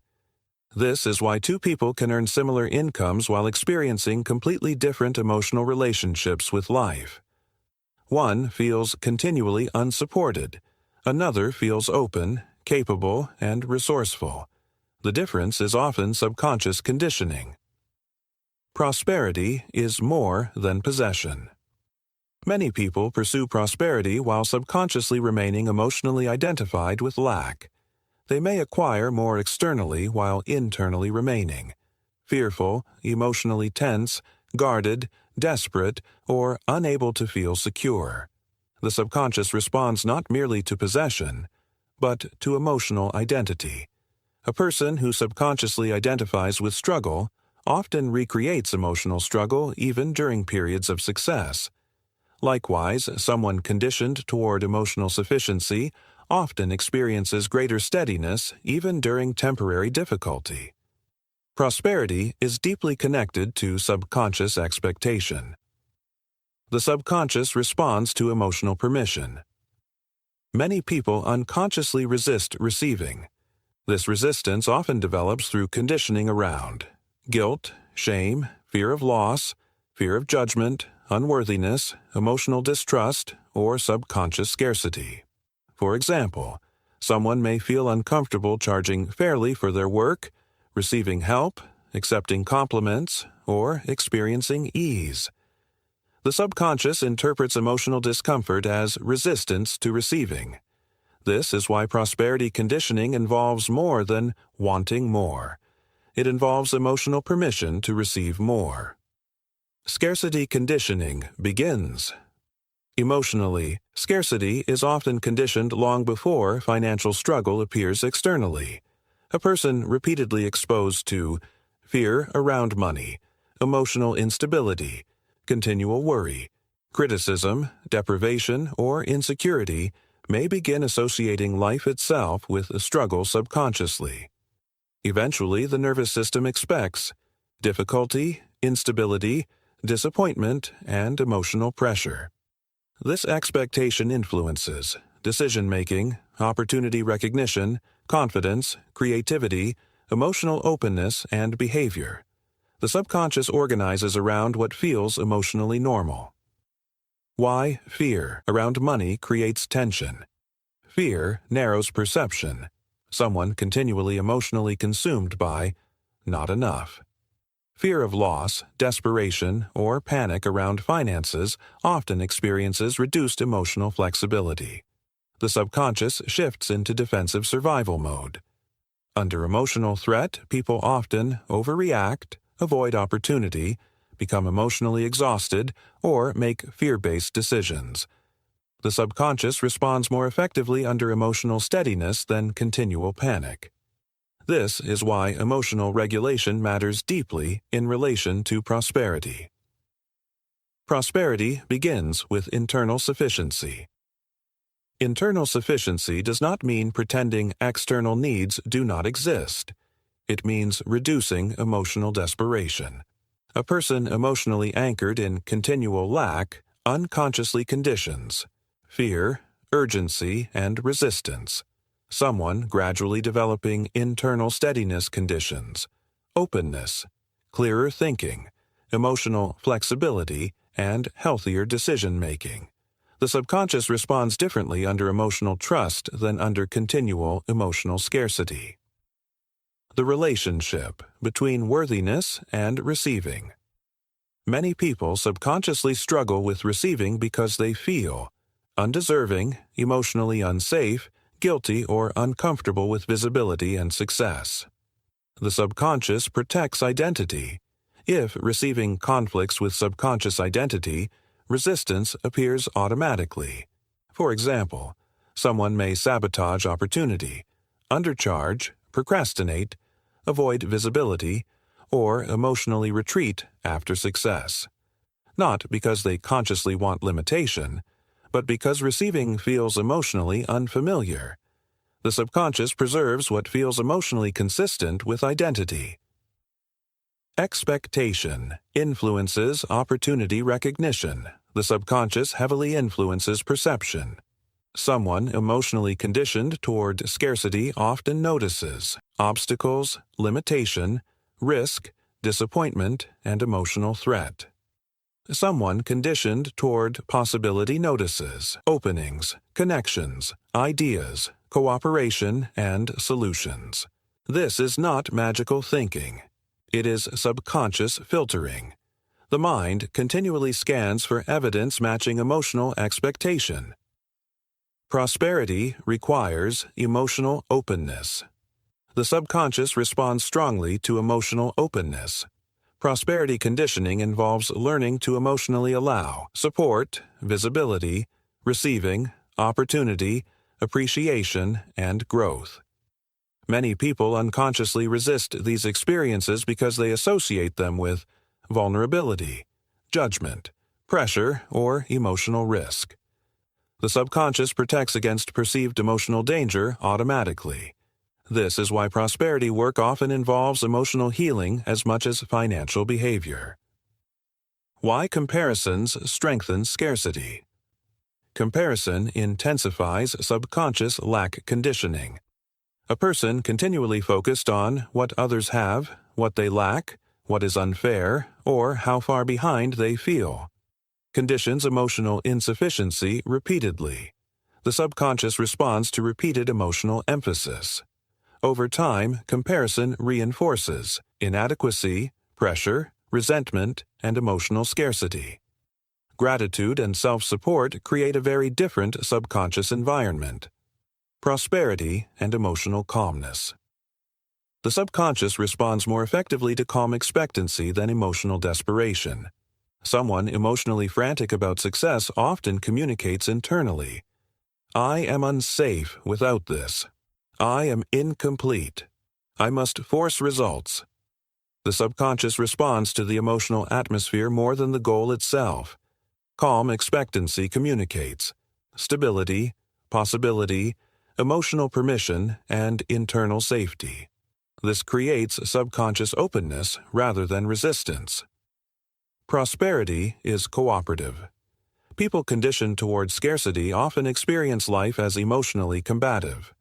Everything feels competitive, threatening, exhausting, or emotionally unsafe. But the subconscious responds positively to emotional cooperation. Prosperity grows more naturally when people begin emotionally allowing collaboration, contribution, receiving, appreciation, and trust.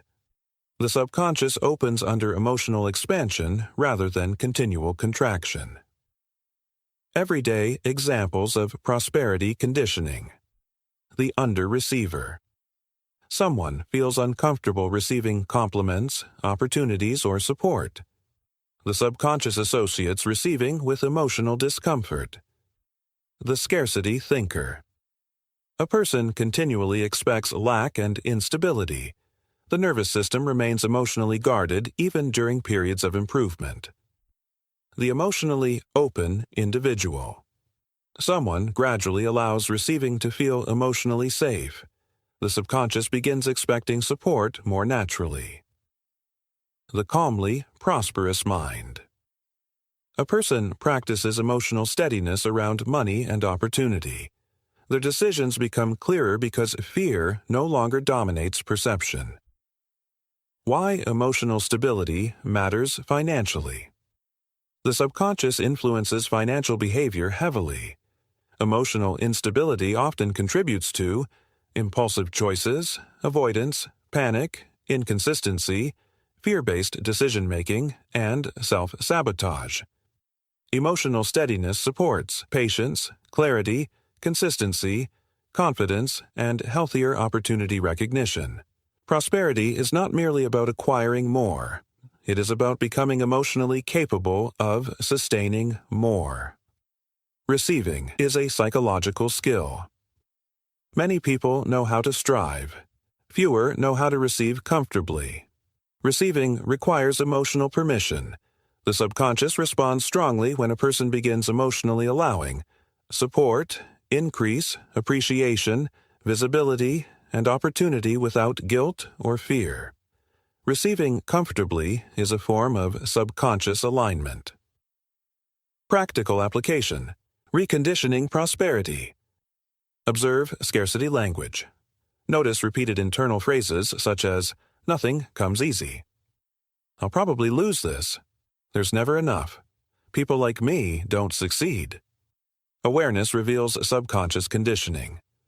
Step 2. Introduce emotional sufficiency practice. Calm inner language such as, "I allow support." "Opportunity is possible." "I am becoming more open to receiving." "I can experience stability." The subconscious responds to repeated emotional permission. Step 3. Reduce emotional panic around outcomes. Fear narrows subconscious openness. Calmness increases flexibility and perception. Step 4. Practice receiving without deflection. Allow compliments, help, appreciation, compensation, and support to feel emotionally safe. The subconscious learns through experience, prosperity, and identity. Eventually, prosperity becomes identity-level conditioning. A person no longer merely wants support, they begin expecting support. They no longer emotionally identify with struggle, lack, fear, or insufficiency. Instead, they gradually normalize openness, steadiness, receiving, and emotional sufficiency. The subconscious organizes around what feels emotionally natural. Reflective closing.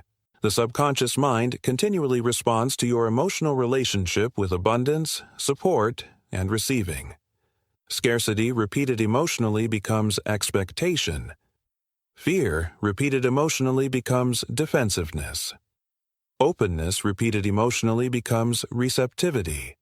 Trust repeated emotionally becomes subconscious cooperation. Prosperity is not merely financial accumulation. It is emotional alignment with receiving, support, and possibility. The subconscious follows what feels psychologically normal. If struggle feels normal, the mind prepares for struggle. If emotional sufficiency begins feeling normal, the subconscious gradually prepares for expansion instead. This is why prosperity begins internally. Not because thought magically creates money, but because subconscious expectation shapes perception, behavior, emotional regulation, and openness to opportunity continuously. When emotional resistance softens, receiving becomes easier. When fear decreases, clarity improves. When support begins feeling emotionally safe, the subconscious stops guarding against it. And once receiving no longer feels threatening internally, life often begins flowing with far less resistance than before. In the final chapter, we will explore purpose and direction, and how the subconscious mind organizes life most powerfully when thought, feeling, identity, and expectation move together in internal harmony. Chapter 12. Purpose and Direction. When the subconscious mind and identity move together, Everyday examples of alignment and direction. The emotionally divided person. Someone wants growth but continually rehearses fear and self-doubt internally. The subconscious receives conflicting direction. Progress feels inconsistent. The approval-seeking mind. A person pursues goals primarily for validation. Emotional exhaustion develops because subconscious alignment is weak. The internally aligned individual. Someone gradually becomes more emotionally honest and self-supportive. Their actions begin reflecting genuine values rather than external pressure. The subconscious receives consistent direction. Movement becomes steadier and more natural. The calmly, purposeful person. A person no longer needs constant reassurance about every decision. They trust themselves enough to move forward, adjust when necessary, and continue learning. The subconscious supports action because internal conflict has decreased. Purpose is expressed through contribution. One of the most consistent characteristics of purpose is contribution. Purpose naturally expands beyond self-protection. When emotional survival dominates, attention remains focused primarily on avoiding pain. But as subconscious harmony increases, many people begin asking deeper questions. How can I contribute? How can I serve? How can I create something meaningful? How can I use my experience constructively? The subconscious responds positively to meaningful direction because contribution creates emotional coherence. Purpose often grows where service and authenticity meet. Why meaning matters. The subconscious responds strongly to meaning. Human beings can endure difficulty when difficulty feels meaningful. Without meaning, even small obstacles can feel overwhelming. Meaning organizes emotional energy. It gives direction to effort. It stabilizes persistence, and it strengthens identity. A person connected to meaningful direction often experiences greater emotional resilience because the subconscious recognizes purpose behind action. Self-trust and direction. Purpose becomes clearer as self-trust increases. Many people wait for certainty before acting, but certainty often develops after movement begins. The subconscious learns through experience. Each time a person trusts themselves, acts responsibly, learns from mistakes, adjusts thoughtfully, and continues moving forward, self-trust strengthens. Eventually, the subconscious begins expecting capability rather than failure. This changes behavior dramatically. Purpose requires presence. Many people search for purpose in the future, while ignoring the opportunities available in the present. The subconscious functions in the present moment. It responds to today's thoughts, today's emotions, today's choices, today's direction.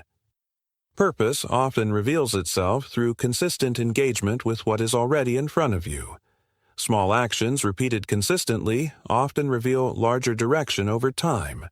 The subconscious responds to movement. Clarity frequently follows action rather than preceding it. Alignment creates momentum. When identity, belief, feeling, and direction begin supporting one another, momentum develops naturally. Energy previously consumed by internal conflict becomes available for growth. The mind stops fighting itself constantly. The nervous system relaxes. Decision-making improves. Confidence stabilizes. Persistence increases. The subconscious begins expressing cooperation rather than resistance. This is one of the clearest signs of alignment. Life feels less forced. Not necessarily easier, but more coherent. Practical application. Aligning purpose and direction. Step 1. Identify internal contradictions. Ask yourself, what do I say I want? What do I actually expect? What emotional patterns oppose my goals? Awareness reveals a subconscious conflict. Step 2. Clarify core values. Purpose grows from alignment with values. Ask, what matters deeply to me? What kind of person do I want to become? What qualities do I want to embody daily? The subconscious responds powerfully to value-based direction. Step 3. Practice emotional honesty. Stop performing for approval. Begin listening to your genuine emotional experience. Authenticity increases subconscious cooperation. Step 4. Move consistently. Purpose rarely appears through endless analysis. It develops through participation. Take constructive action. Learn. Adjust. Continue.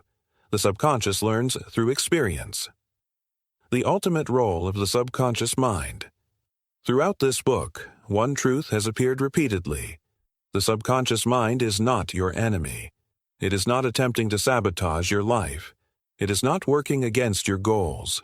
It is responding, faithfully, consistently, impartially.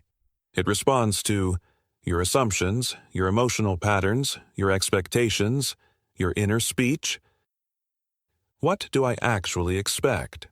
What emotional patterns oppose my goals? Awareness reveals subconscious conflict. Step 2. Clarify core values. Purpose grows from alignment with values. Ask, what matters deeply to me? What kind of person do I want to become? What qualities do I want to embody daily? The subconscious responds powerfully to value-based direction. Step 3. Practice emotional honesty. Stop performing for approval. Begin listening to your genuine emotional experience. Authenticity increases subconscious cooperation. Step 4. Move consistently. Purpose rarely appears through endless analysis. It develops through participation.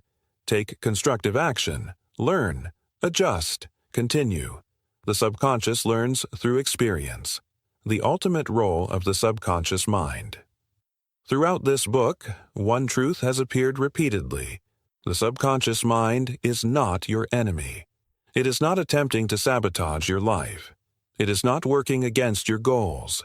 It is responding, faithfully, consistently, impartially.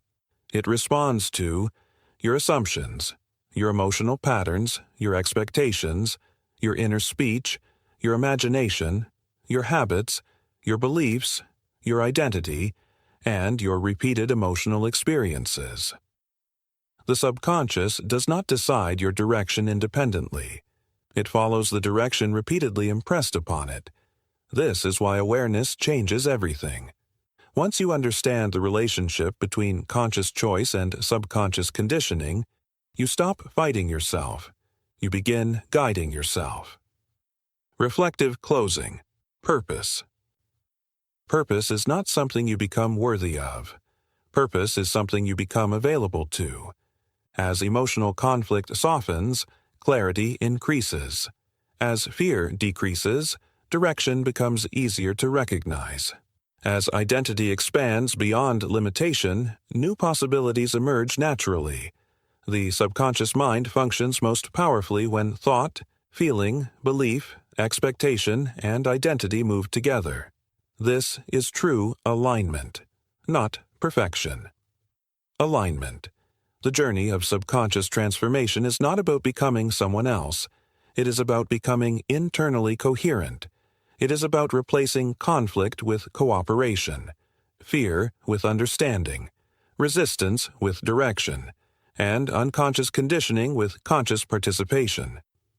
Throughout this book, you have explored how the subconscious responds to ideas, imagination, belief, expectation, habit, inner speech, emotion, faith, gratitude, forgiveness, health, prosperity, and purpose. Each principle points toward the same realization. The subconscious faithfully reflects what is repeatedly accepted internally. Change the inner pattern, and experience begins changing accordingly. Not because life suddenly becomes different overnight, but because you do. And when you change internally, the way you perceive, respond to, create, and experience life changes with you. The subconscious mind has always been listening. Now you understand its language. The rest of the journey is practice. Epilogue, the subconscious blueprint. Every building begins with a blueprint. Long before walls are constructed, foundations poured, or structures completed, the design already exists beneath the surface. The subconscious mind functions much the same way. It quietly stores the emotional blueprints from which behavior, expectation, identity, and experience emerge. Most people spend years trying to change the visible structure of life while overlooking the blueprint underneath. They attempt to alter results without examining the patterns producing them. But lasting change rarely begins externally. It begins internally. Throughout this book, you have seen that the subconscious is not a mysterious force controlling your life from the shadows. It is a responsive, creative mechanism. It accepts, it stores, it reinforces. It expresses. Whatever becomes emotionally familiar eventually becomes psychologically influential. Whatever is repeatedly accepted internally eventually begins shaping external experience. This understanding places extraordinary responsibility and extraordinary freedom back into your hands. You are not required to become perfect. You are not required to control every thought. You are not required to eliminate every fear. You are only required to become aware of what you are repeatedly teaching yourself emotionally. Awareness creates choice. Choice creates new conditioning. New conditioning creates new experience. The subconscious follows what is practiced. If peace is practiced, peace strengthens. If gratitude is practiced, gratitude strengthens. If confidence is practiced, confidence strengthens. If emotional freedom is practiced, emotional freedom strengthens. The subconscious simply reflects what is consistently reinforced. That is its nature. That is its gift. And that is its power. The goal was never to dominate the subconscious mind. The goal was always to understand it, because understanding creates cooperation, and cooperation creates transformation. May you leave this book with greater patience toward yourself, greater awareness of your inner world, greater compassion for old conditioning, and greater confidence in your ability to create new patterns moving forward. The blueprint can be revised. The direction can be adjusted. The conditioning can be renewed. And every new pattern begins the same way, with a single conscious impression accepted deeply enough to become part of who you are. That is the power of the subconscious blueprint, and that power has been within you all along. You have been listening to the subconscious blueprint, Making Your Mind Your Powerful Companion, by Dr. Joseph Murphy, brought to you by Reimagine Audio. Thank you for listening. Please like and share.